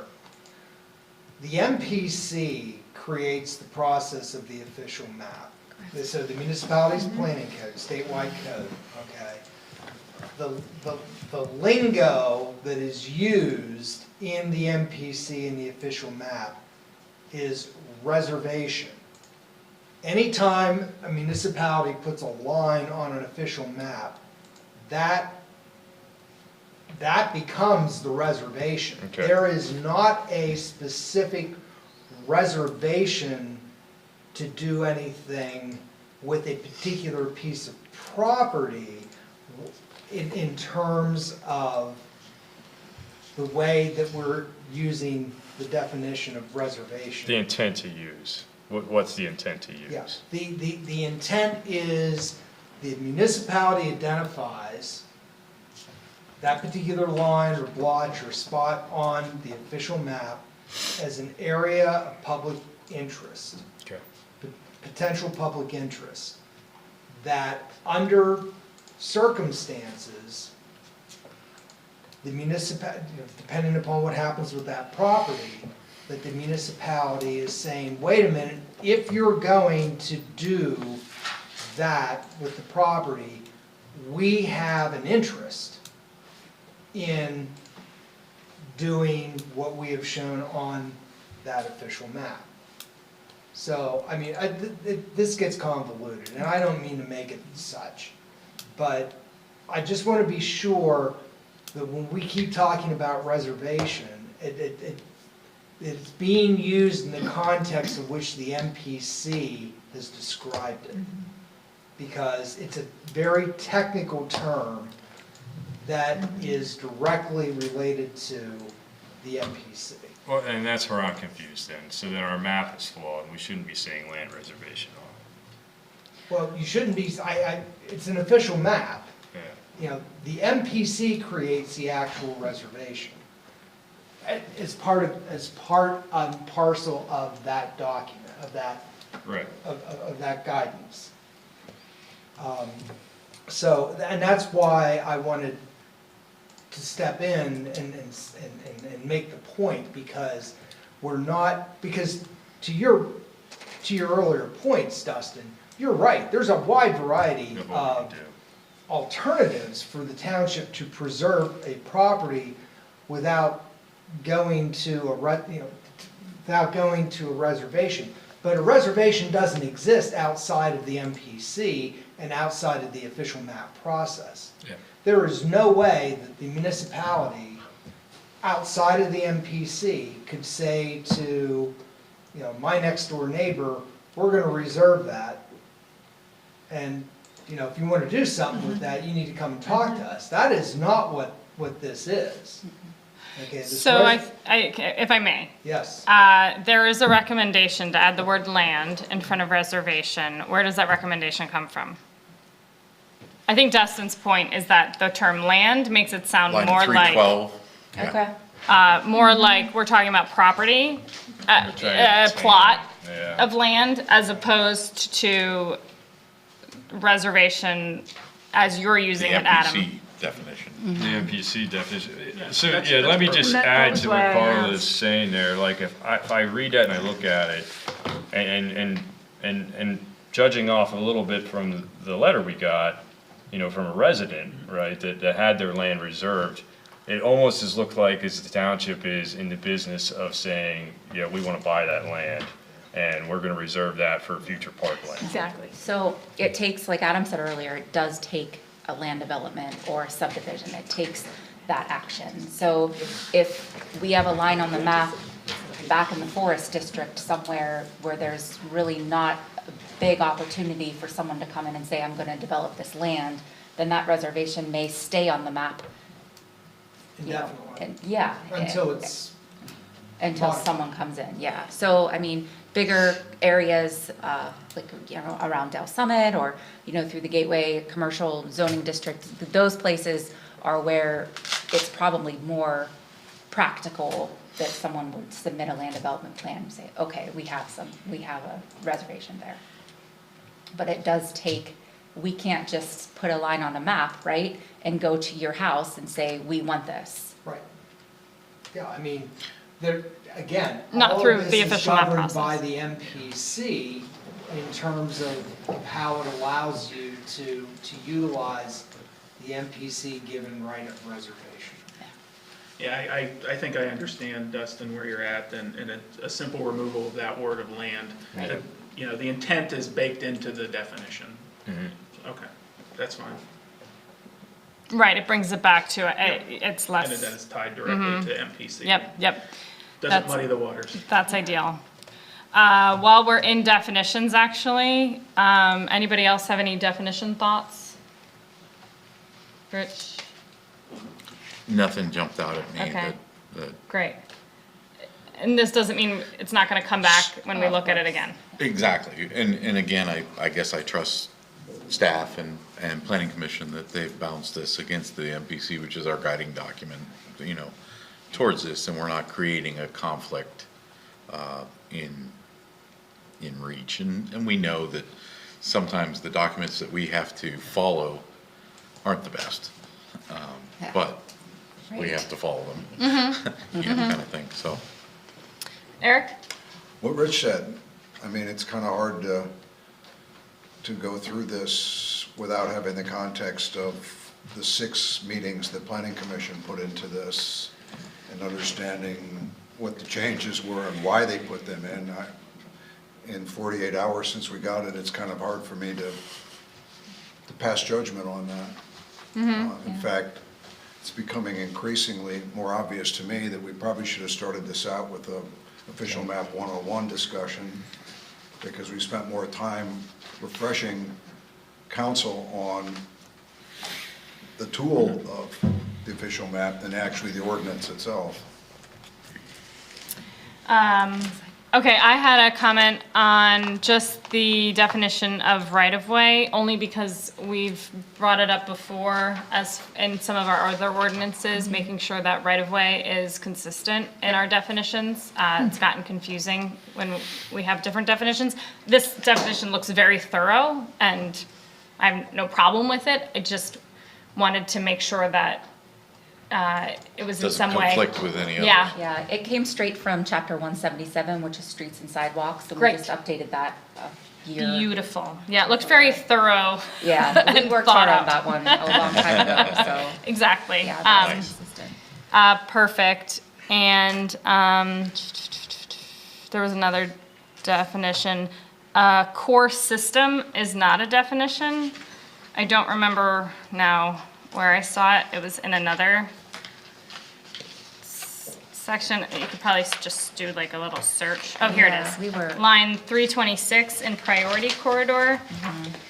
Aimed at closing gaps within the capital core capital system to provide the basic level of connectivity needed. Usually when terms are capitalized, it means It's a that they are defined defined term. within the document, but I did not see the definition. Yeah, core system probably comes directly from the PED master plan. We can incorporate Got that. it. That would be lovely. Yep. Yep. Okay, any other questions? So now I'm gonna zoom back out. And to be clear, these questions are all, the thing about newer council members and their first time going through these things is you're seeing it actually in, like, in a way that we no Right. longer see it. So it's super valuable. It's really important, Yeah, actually, it's to have easy to that. make assumptions when you've been doing it for 20 years, and so I try to look at it from the lens of someone, you know, as that's the letter we got, right, that looks at it and says, wait a second, why'd you put this line on the map on my lot, right? And it's an important thing to consider when we are looking at changes on the official map, that we're not honestly, that we're not getting heavy-handed. I mean, that maybe is just my personal opinion on it, but that we're looking at it as, you know, pretty delicately. It's Very it's- strategically. strategically, yeah.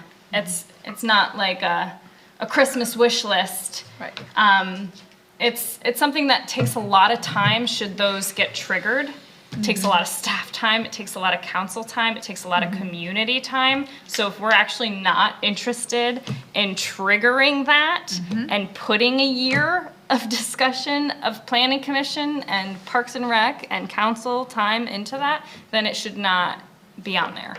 So, yeah, I don't know if that helps at all. Very much so. But Okay, so let's just stick with the ordinance. For those of you who had a minute to dig in, is there anything else? Like, I'll just start with you, Susan. I think you put some time into it. Anything I else you did. wanted to call out or just question? No, I think the other piece for me is going to be actually looking at the physical map with this in hand. So, Okay, great. I'm good. Dustin? I have nothing else. I'm ready for the map. Okay. Rich or Eric? Rich, whatever. Well, not without some kind of context as to why that red was offered by Planning Commission, it's hard for me. Some of the red in the ordinance, I apologize, I should have said this earlier, was just driven by staff. Harris just updated their official map, so we kind of tried to be consistent with what they were doing with the resolution. So we added some things in there, the whereas statements, just kind of make it consistent with that. And then, you know, consistency with the MPC. But there is one thing I want to mention on definitions, is that I was looking at the county's greenway plan the other day, and it would be best if our definition matched the county's greenway definition, so I'm going to update that. Great, good thinking. So I would offer that information would be helpful, because it saves us the time of wondering maybe, or questioning why. You know, like, and especially when we get into the step 2 and step 3. An overview of why this was added and why it was changed, instead of starting with us asking questions about all this stuff, because I think a lot of the questions could be answered in that overview. Understood, yeah. Just process of. Is that a matrix? Is that I didn't say that. matrixable? Is it matrixable? If it was, I would suggest that, and if it is, I will suggest that. Is it? Anything could be, maybe. Have we ever considered joint meetings as part of this process? Well, Oh, we have the joint meeting coming up. we have it coming up. I think the planning commission did discuss at some point meeting, you know, getting together with council as a work session to go over all of this. That would be a lot easier than trying to shoehorn it in, and, you know, at least this part of it, at least a third of it, you know, 2.5 hours into an existing meeting. Yeah. I agree. Okay, well, we can do that then. We are here now, and it is on our agenda. And so, again, as an introduction to the topic, we're getting our hands in it, figuring it out. I think we know where Eric stands, and we'll keep going. We'll just kind of touch on everything, so we know what we're looking at. If there are questions about the reason, the why, we can ask those. I think it would be good to keep filling in on the MPO or the official map 101 kind of stuff. Okay. I think that's beneficial to all 5 of us, not just the new members. I did one of those for the That's the PA kind of cog one context time. that, I have that. For what? I did a official map 101 for the Pennsylvania cog, PA cog. A Nice. couple of years ago. I could pull that up, and, I mean, that's So great really information, helpful. Eric. or just email it out or something. Yeah, in that's between the kind of meetings. thing that we Yeah. can probably do, yeah. That'd Like be what great. you did with the form-based code. Right, That was very helpful. okay. Yeah, We great. can definitely, I mean, in hindsight, we should have thought of all of this, so I apologize, but we'll get that out to you, as much information as we can. Great. The only question, just off the top, it's odd that the statutory authority changes. You know, ever since became a planner, it was always PA Act 247 of Yeah, I saw that 1968 too. as reenacted and amended. Mm-hmm. And when I saw that it was outdated, and then I checked it to the MPC, the most recent MPC, it does state Act 168, 805, 247 as reenacted and amended. Yeah. So- Well, and in particular, we went from a 1988 act to a 1968. Now, I understand that it's probably been reenacted, amended, restated, and, you know, amended and restated, whatever. The fact that the date went back, I had to think, Again, maybe it's it's just not a- a date, maybe it's just a number. Yeah, Yeah, that one threw me yeah. off too. Like I said, it's not real often that our statutory authority for what we're doing, I mean, unfortunately, a lot of the stuff that we're hanging our hat on is very old and is well overdue for being updated. Yeah, yeah, the MPC is difficult. Yes. Yes, it is. One thing I just wanted to call out was the potential state investment piece of the priority corridor, I think is just so important. So thank you for including that in there. And then, okay, so it sounds like we're ready maybe to have a quick overview of OB2B. Sure, so. Thanks. Kind of depends on how you prefer to look at this as to which way you want to go. So if you want to start with the spreadsheet or start at the map, it's really, your prerogative. One of the things that I would probably suggest, just as a starting point, is some of the recommendations that did come out of Planning Commission. That's kind of some of your low-hanging fruit in terms of where they were at on things. And frankly, there weren't many that they offered a lot of comment on. So let me just kind of go down through. So real quick, Sure. In the chart where it says retain, that means it's already existing. No, it No. means it's something It's staff added. It's an encapsulation of comments that have been provided through each of those entities. And that Planning Commission didn't have any strong feelings about remove or revise. So that's how that came forward. Okay, yes, So- everything in this chart is proposed facilities. Right, so Is some not of those currently are, on. I step back, some of those are referenced, if you look under description, some of those do come directly from the existing official map that currently adopted. Oh, I see that now, And thank then the vast majority of them are new comments. you. Okay, So that's a good call out. So as you look at this, I'll start with the spreadsheet. As you look at this, the first three are basically embedding the pedestrian facilities master plan, the corridors as identified in that plan. The fourth one is an existing, it's the Orchard to Porter Road bike path. Again, the Planning Commission didn't make any note to remove it, they just acknowledged the complexity of that project.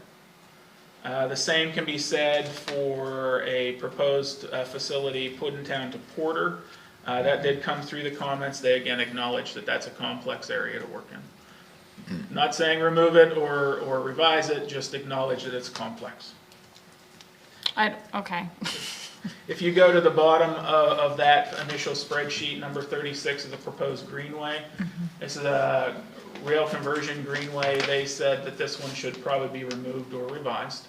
And again, we'll reference that back to the map here in just a minute. So they didn't make a choice. They said remove or revise. Right. And is there anywhere that we can reference those reasons or like a date they discussed it so we can look back at the minutes? Yeah, and if you look at the meeting on the 18th, so it was Okay. provided as a hyperlink in your memo. Oh, okay. There's an opportunity for that discussion to be vetted out a little bit more. This one was one that I think they, if I recall correctly, let me just look at which one it was.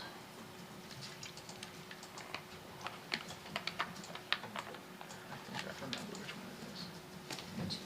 36. I'm not finding it right away. 36.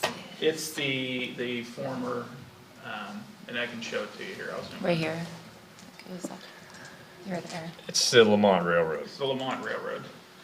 Goes from the post office, and then this section would end in behind Center Concrete, right? Or right and before it. And I think the discussion was recognizing the way that has converted back to property owners over time.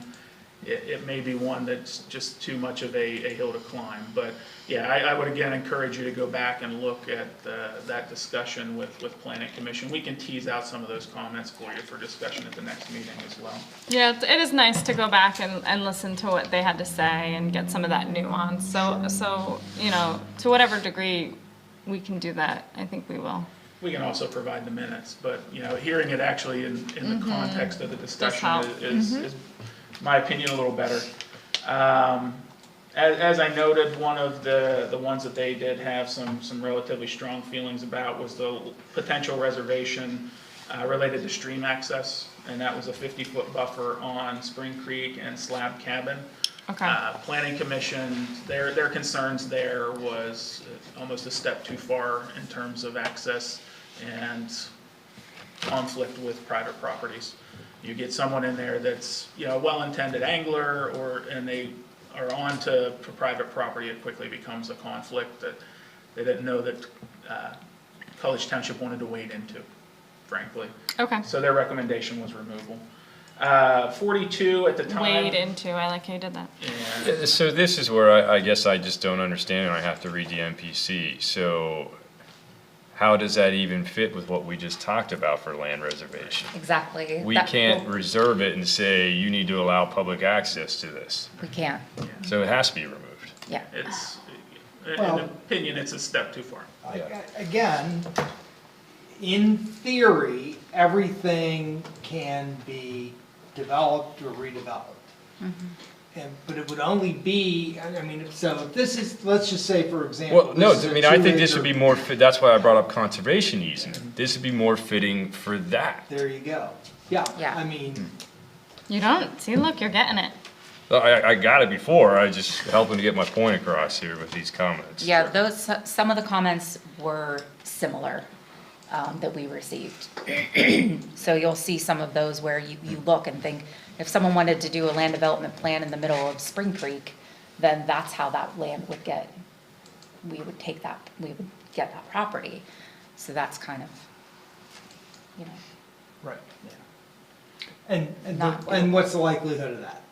No. And some of these properties where And for we- property by property Right, by right, right. property, Right. are we going to have that Is discussion? it gonna be meaningful? Right, is it going to be meaningful? Um, At this point in historical time?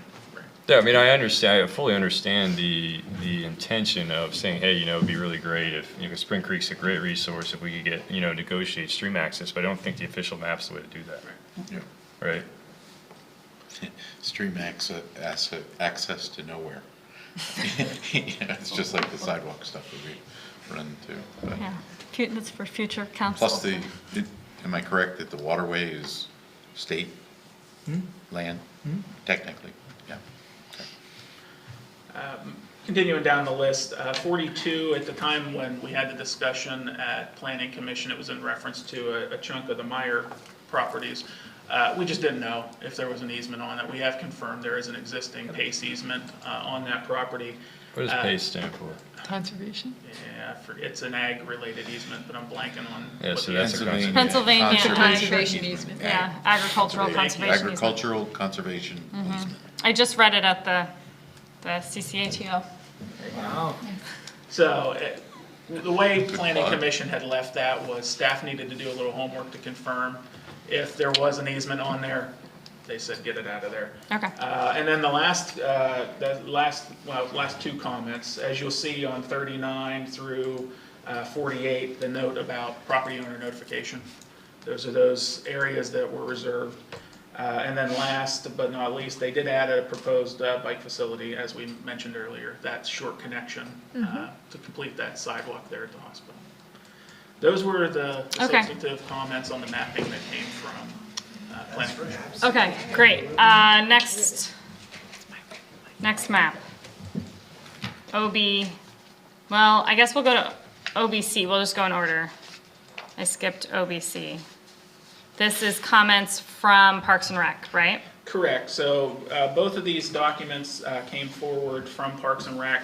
And as I mentioned, they were a 6-1-1 vote to forward these on to you. There's narrative there that explains some of the intent behind what the work was done. And then there's some that I think goes more into a broader kind of policy level input provided to you from Parks and Rec. I guess I'll kind of leave it at that. Okay, so we'll take that into account when we look at the map. Sure. Which map do we take into account? It's in relation to, what number was it? the blue one, this one here, 2BE. Yeah. 2E? No, F. OB, 2. Oh, E says representation Oh, of that's planning right, commission. commission. F, yeah, Oh, Dustin F. nailed it. Okay, Dave? Just come up. Just come up to the lectern, please. Thanks. Well, you could sit From a closer. technical or procedural standpoint, it's very confusing because there are, I don't know, how many number ones and how many number twos and number threes and number fours and number fives. So you look at a map at number one, but number one is something else on a different spreadsheet, and so it's very confusing. So from a procedural standpoint, the first thing I would ask staff to do is if you've got number one, you got a map where you can mix and match things. You got one number one number two, one number 66. It's just too confusing to keep track of what am I looking at here. Well, actually, I think they did that when they have the comments. So E and F go from It was very difficult to follow. 1 to 59. What is this? Mhm. Okay, and then they're not attributed to individuals. Right, and then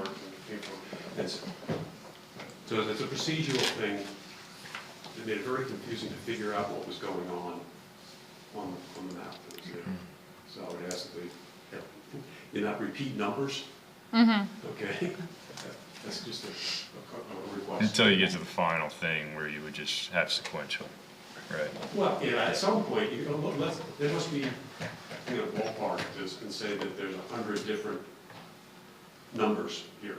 Okay, maybe 200, I don't know, but there's, one to 6, and then 1 to 50, and 1 to 47, and they're all referring to different things. Yeah, no, I appreciate that. I think they've taken that into account to some degree because that's what I'm seeing in the packet. OB2B, so that map that Planning Commission took action on, Mhm. that's trying to take The everything, concatenation the of universe of comments and condense it into something that aligns with the ordinance as written. Right, and then also as reference, we have Planning Commission comments alone and Parks and Rec comments alone, and those do not repeat numbers right now. Those are essentially captured as They informative. certainly do. The ones that I'm looking at do not. Are you looking at the narrative comments? At the packet that we were given had 3 different sets of parks and recreation Oh, I didn't- comments. Okay, and there were multiple number ones, multiple number twos, multiple number threes. Okay. Yeah, those can get. I see what you're, I didn't keep scrolling, I Yeah. apologize. Okay, so let's say you start with the map. Well, we'll keep that in mind. Yep, I appreciate that. We'll keep it in mind as we go. And I in the think there's some future, good it's- processes to tease out from Yeah. Dave's Yeah, comment. to Dave's point, where the confusion became, particularly at Parks, and even as it moved to Planning Commission, he's right, it was sequential by category.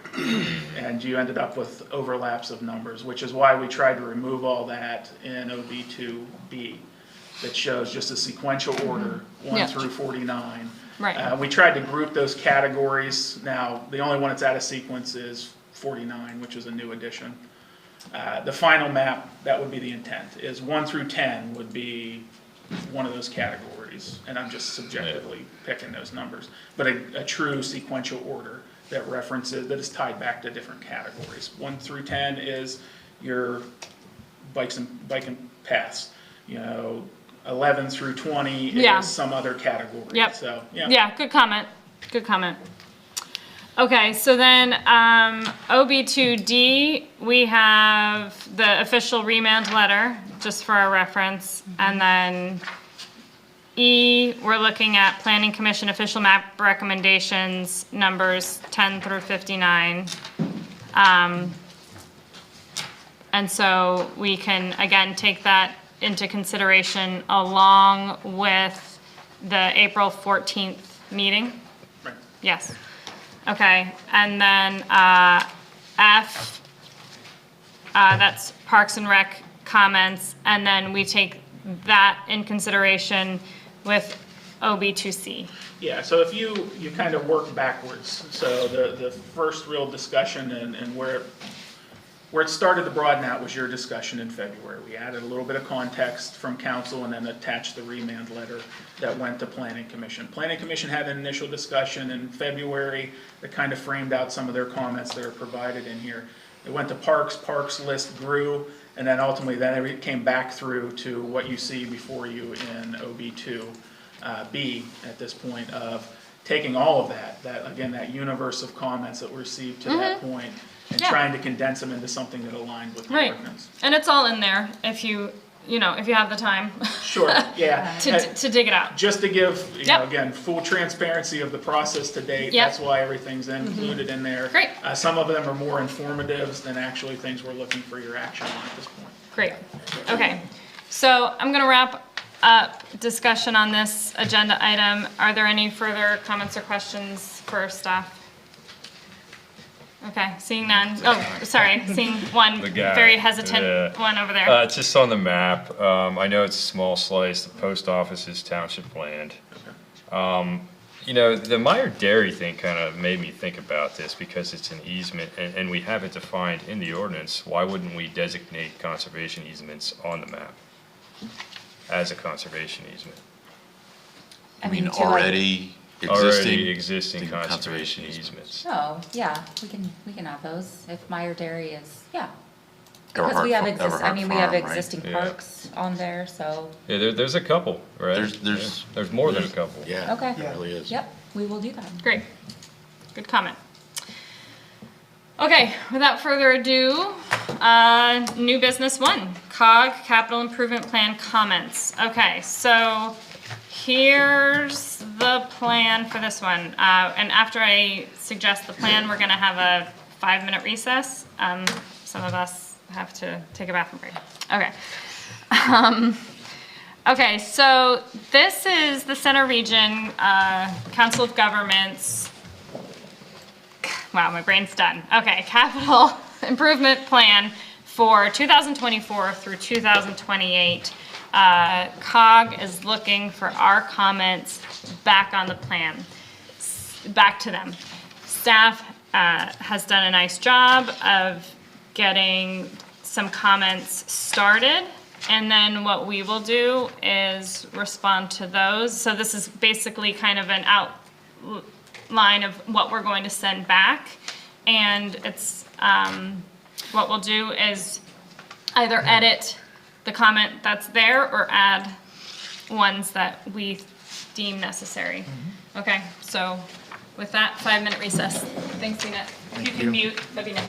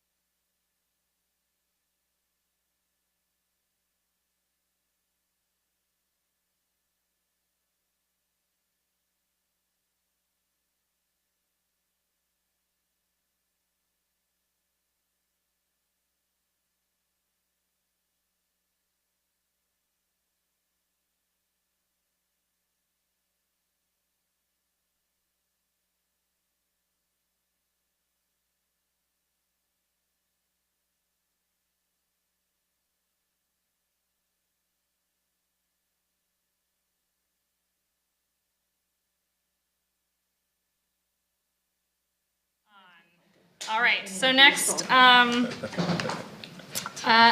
get us started. Yeah, you gave a great intro. The comment sheet came out for the CIP from COG administration. I took a stab. I went through the CIP. I made some, and I would consider the comments that I have here to be observational at this point on my part. I did forward my comments on to Bob Long and to the chair of the COG Finance Committee. I didn't hear anything back, so I'm assuming that I'm at least in the right Zone. With some of these comments. The one thing I did want to point out, there are a couple of things. There's an opportunity here to make comments that are specific to some of the 2024 plans, things that are being planned for next year. One of the things, for example, under the fire fund, there are some improvements that are slated to be made to the College Township's fire station, the HVAC and electrical work. We don't have any detail on those, and considering that that's part of our building here, it's something that, obviously, we kind of just simply need to know what it is that they have planned. No. So. Perfect comment. And also, likewise, with respect to the Regional Nature Center, there was a line item or an indication of funding for parking lot lighting at Millbrook Marsh Nature Center. And my comment there was, and I double checked, we did not approve parking lot lighting. We discussed it. Right. And it was not actually approved. So if it wasn't approved, I'm not sure why it's shown up in the capital plan. So those were just a few of the 2024 comments that I came across that seemed to either need some additional explanation or some detail. As far as the overall specific comments from 25 to 28, I did feel that the parks capital equipment CIP portion was substantially overfunded based on my calculations. Now again, that is using the given information that's been provided in the 25 to 20 or for 20. I'll get this right. From 24 to 28. 25 to 28. 25 to 28, and now I can't think of my words. The factor that could influence that is what's happening in 29 and 30. And that's what I presume. Right. So, for example, and I made that comment, I think, specifically with respect to fire capital and rolling stock. It's hard to judge if there's too much money in the CIP for 25 to 28 in some of these circumstances, unless you know what potentially is happening in 29 There needs to be a nod to it. Because we need to have the replacement schedule for, in particular, the fire apparatus, because that is a huge driver of what those numbers maybe need to be. So you're actually building up some reserve in revenues or inputs into that capital category, so as to be able, in current years, so as to be able in out years to fund and fully fund that acquisition. So some of this is a little difficult to discern. Did you understand what I was trying to say there, Rich? Not exactly. And one of the things that didn't make the cut that Eric and at our joint meeting, so, page numbers would be great. But if you look under Fire Fund C31, it appears there's a, what's being replaced when schedule. And that's why I was taken aback by, But not. What page number is that?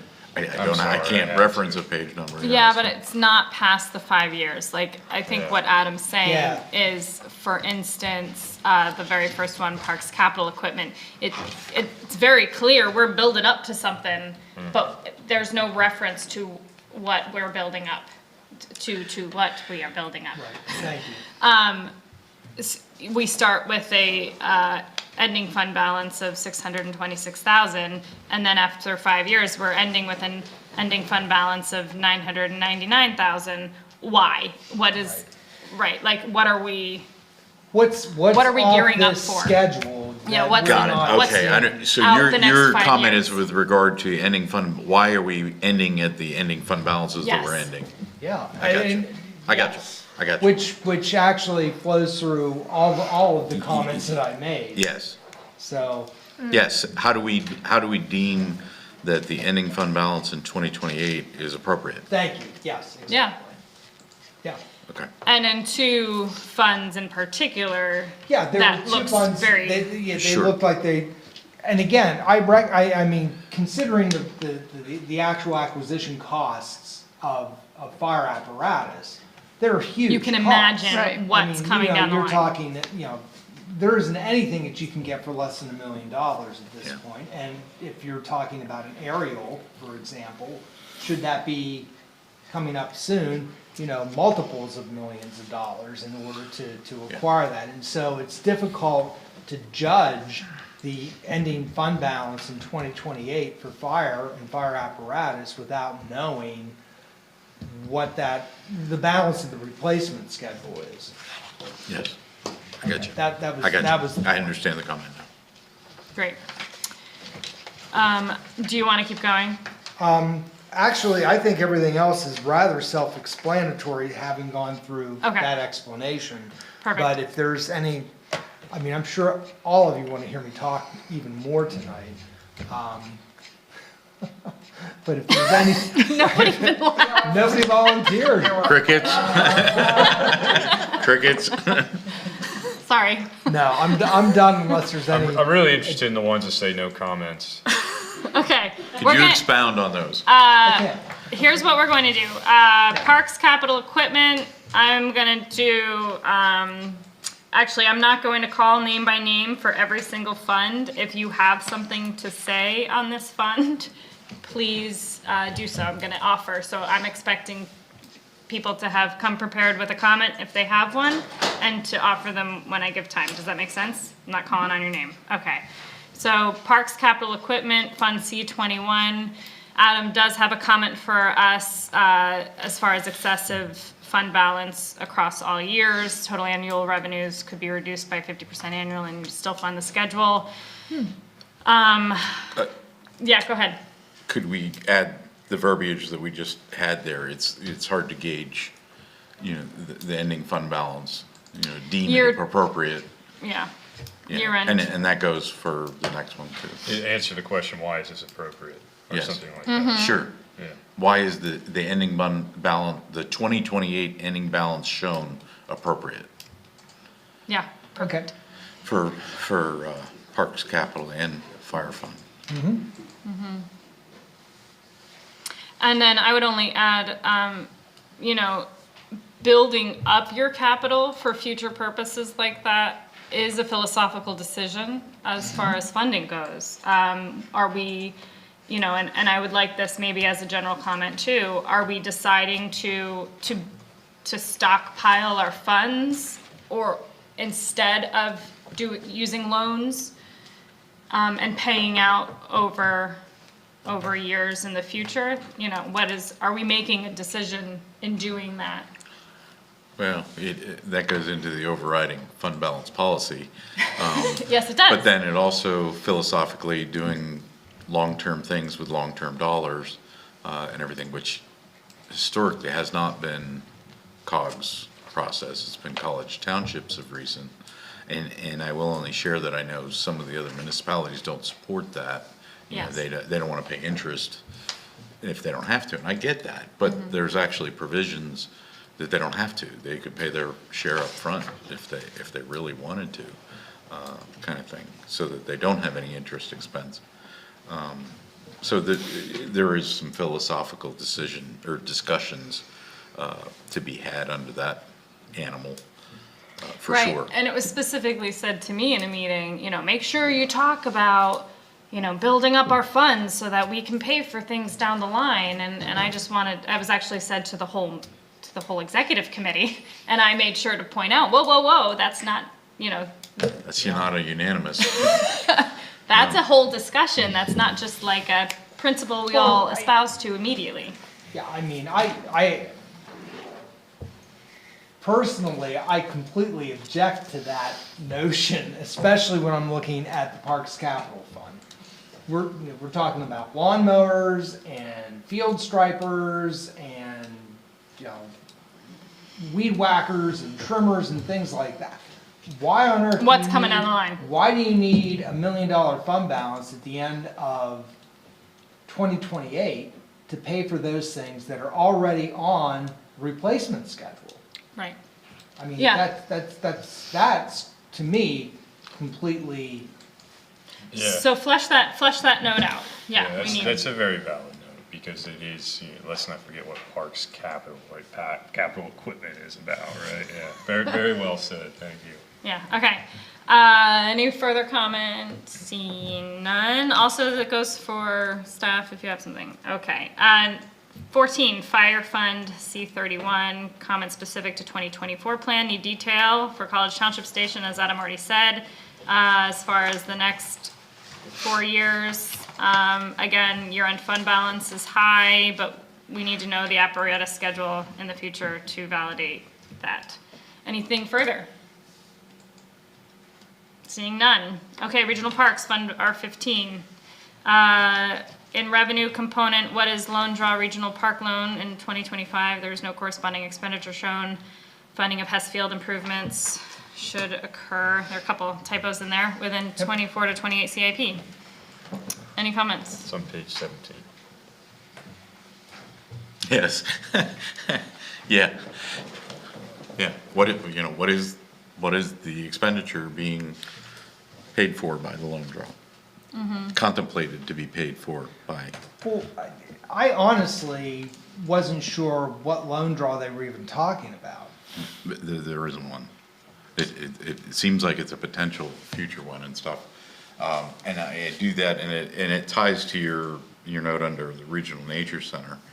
So what my understanding is that they did is the expenditure is the debt service to do a project. I think it's more appropriate that they put the expenditure in here and as the expenditure, and then how we're going to pay the expenditure is a whole nother discussion. Right, okay, I get that. Yes. All right. That's I had an opportunity for a discussion this morning on that, and that was the method to the madness, is that the expenditure that they're envisioning is the debt service to do whatever, for whatever improvement is contemplated.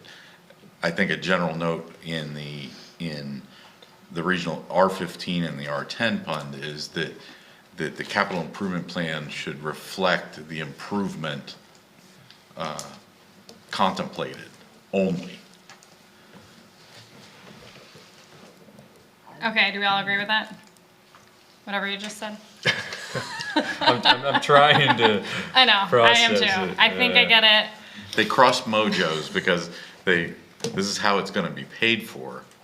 Yeah. This document. But they're not calling it out in that This fund. document should only be about what is being paid for. Yes. Right. Got it, okay. Thank you. Library capital fund, ending fund balance is appropriate. Any additional comment?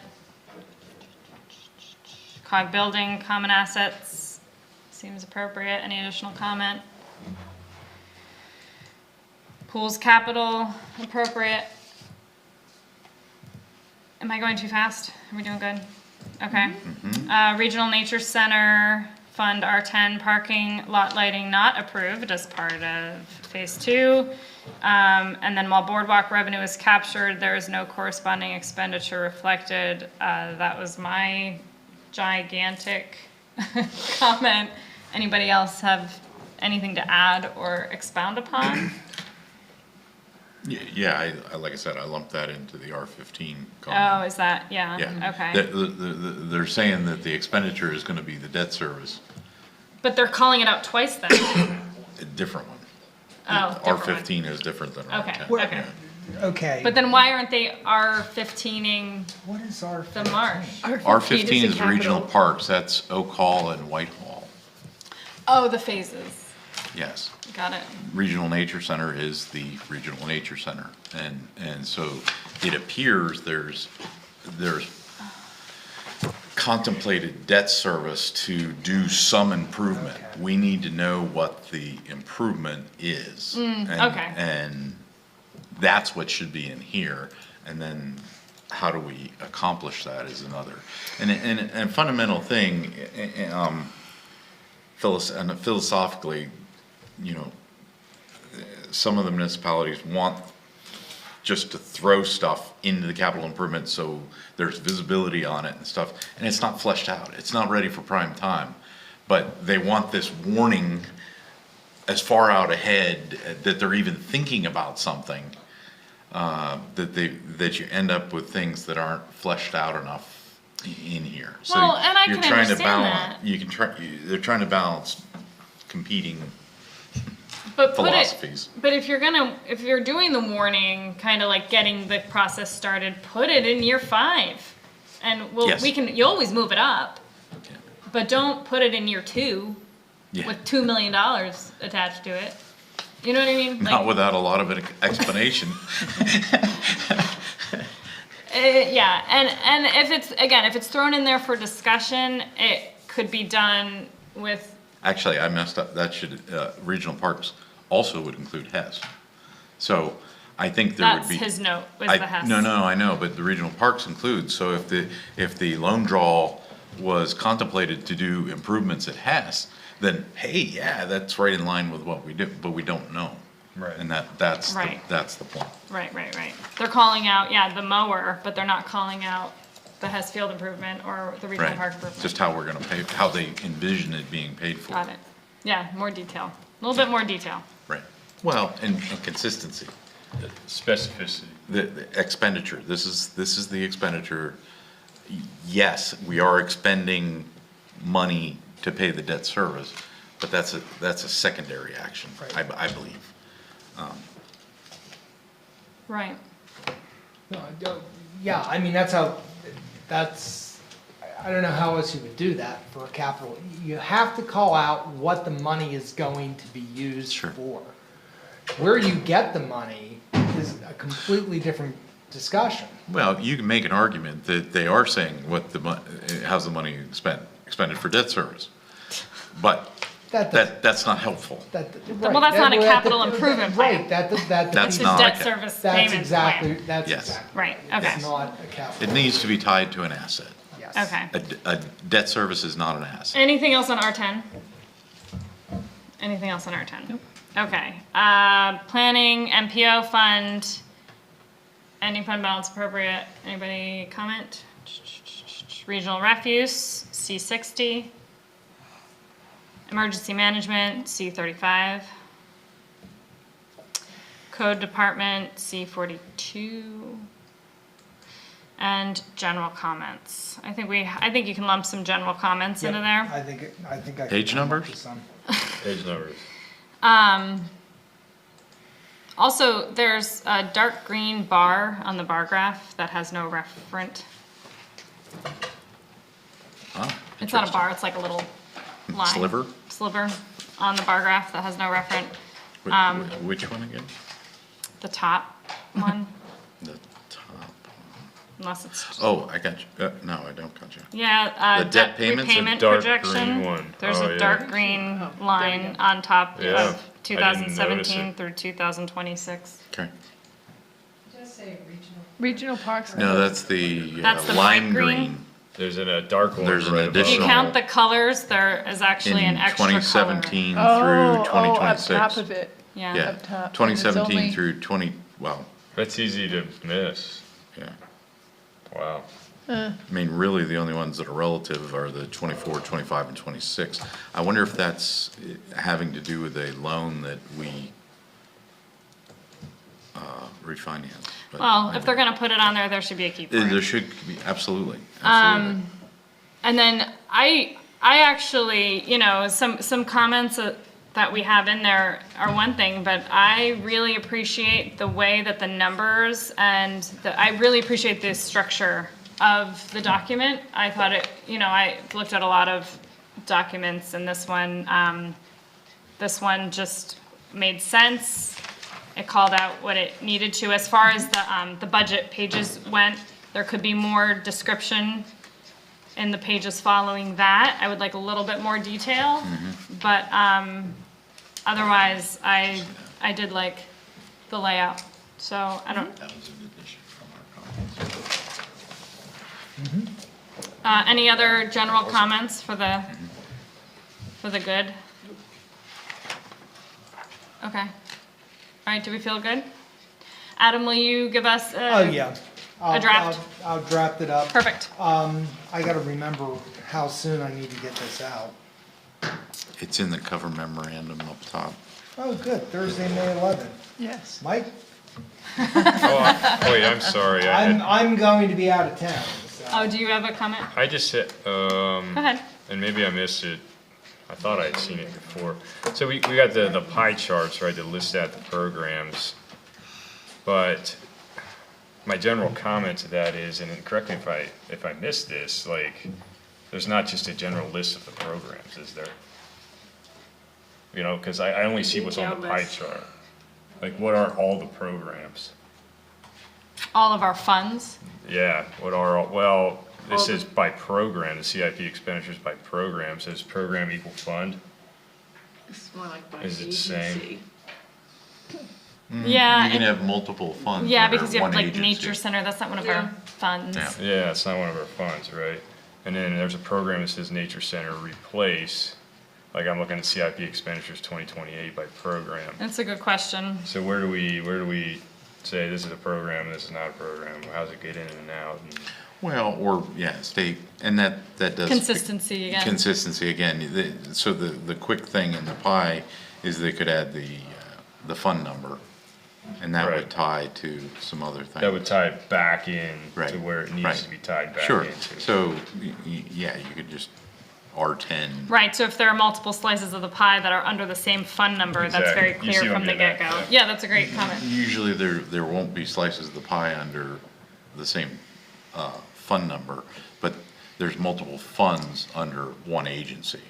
In particular, Parks is the I one. see what you're is the saying. one. Okay. Well, I shouldn't say that, Fire Fire has a too. couple. Fire has an operating side and a capital side, only the capital side's in here. But like, Parks is probably the poster for this, that has, the Parks Agency has multiple capital funds. Pools, the regular parks, the regional parks, the nature center. Right, that's what I was thinking, Yeah. but, right. So those are identified by fund. The fund numbers is the thing that is most consistent across COG. Got that. Actually, they didn't do what we asked them. They simply pulled those numbers down and put them here. We'd asked for the elements in those numbers that were the big ticket items to be shown. Do you want to make that comment, or? Isn't that what we asked for? I mean, because all they did is they repeated the numbers that were here down here. And that's No, what- no, I'm that's seeing not. fire apparatus, 194. Fire buildings, 971, fire buildings, 737. But then go on that one, but under most of the other ones, Okay. well, maybe that's because they're farther out years. And it's all of it. Yeah. Right, in the farther out years, So we're bouncing at the joint facilities finance meeting where we reviewed this the first time.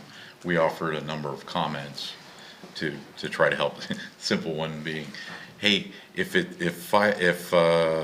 Boardwalk is khaki in one, that it'd be khaki in the rest. Wow. You know, because the Yeah. original one we got, there were different colors in each Oh, boy, pie. yeah. We were like, house come? but we asked And then for the major, to try to identify the Yeah. major items in any for one example, if one of your expenditure line, year. yeah, if one of the line items is one of the pie slices is $1 million, what are the big ticket items within that $1 million? And they apparently did that for the first year, but then for the out years, they simply pulled that number down, which doesn't help Any us at all. detail? Okay. In other words, if there's a slice of the pie that's $1 million, what are the big ticket items that's causing that $1 million? I know they're in the back in the spreadsheet. We were looking for something in between, the executive summary version. And they, Right, I see exactly what you're saying. You know, they pull out fire storage building, but then boardwalk, $2 million. What's boardwalk? Like, what is $2 million of a boardwalk? Yeah, there's and then at the there's bottom, they just put not, boardwalk $2 million. you know, Right, but that give us kinda 50 go- words or less about. Yeah, but that kind of goes back to my point that things are hitting this before they're fleshed out. You know, that, honestly, I don't think they know what 2 million. Well, and some of this is people creating something because they need to, but we don't have all the people in place yet to maybe. Well, they should have said that then. Yeah. It was, Okay. Right, it's a process. Is that a comment we can offer? I don't know. I'll leave that up to Rich. Okay. It's not what we asked for. It's partially what we asked for. It's a start, it could be improved upon. All right, improve on the pie graphs, improve major Major item breakdowns. Breakdowns. Sure. Yeah, like sub-pie graphs or whatever, you know. Well, at least we got the colors to. Yeah, that was a big thing. That was a That was win. a big thing. Take your We're wins. taking that as a win. All right. Anything further for Not here. that topic? Okay, good work.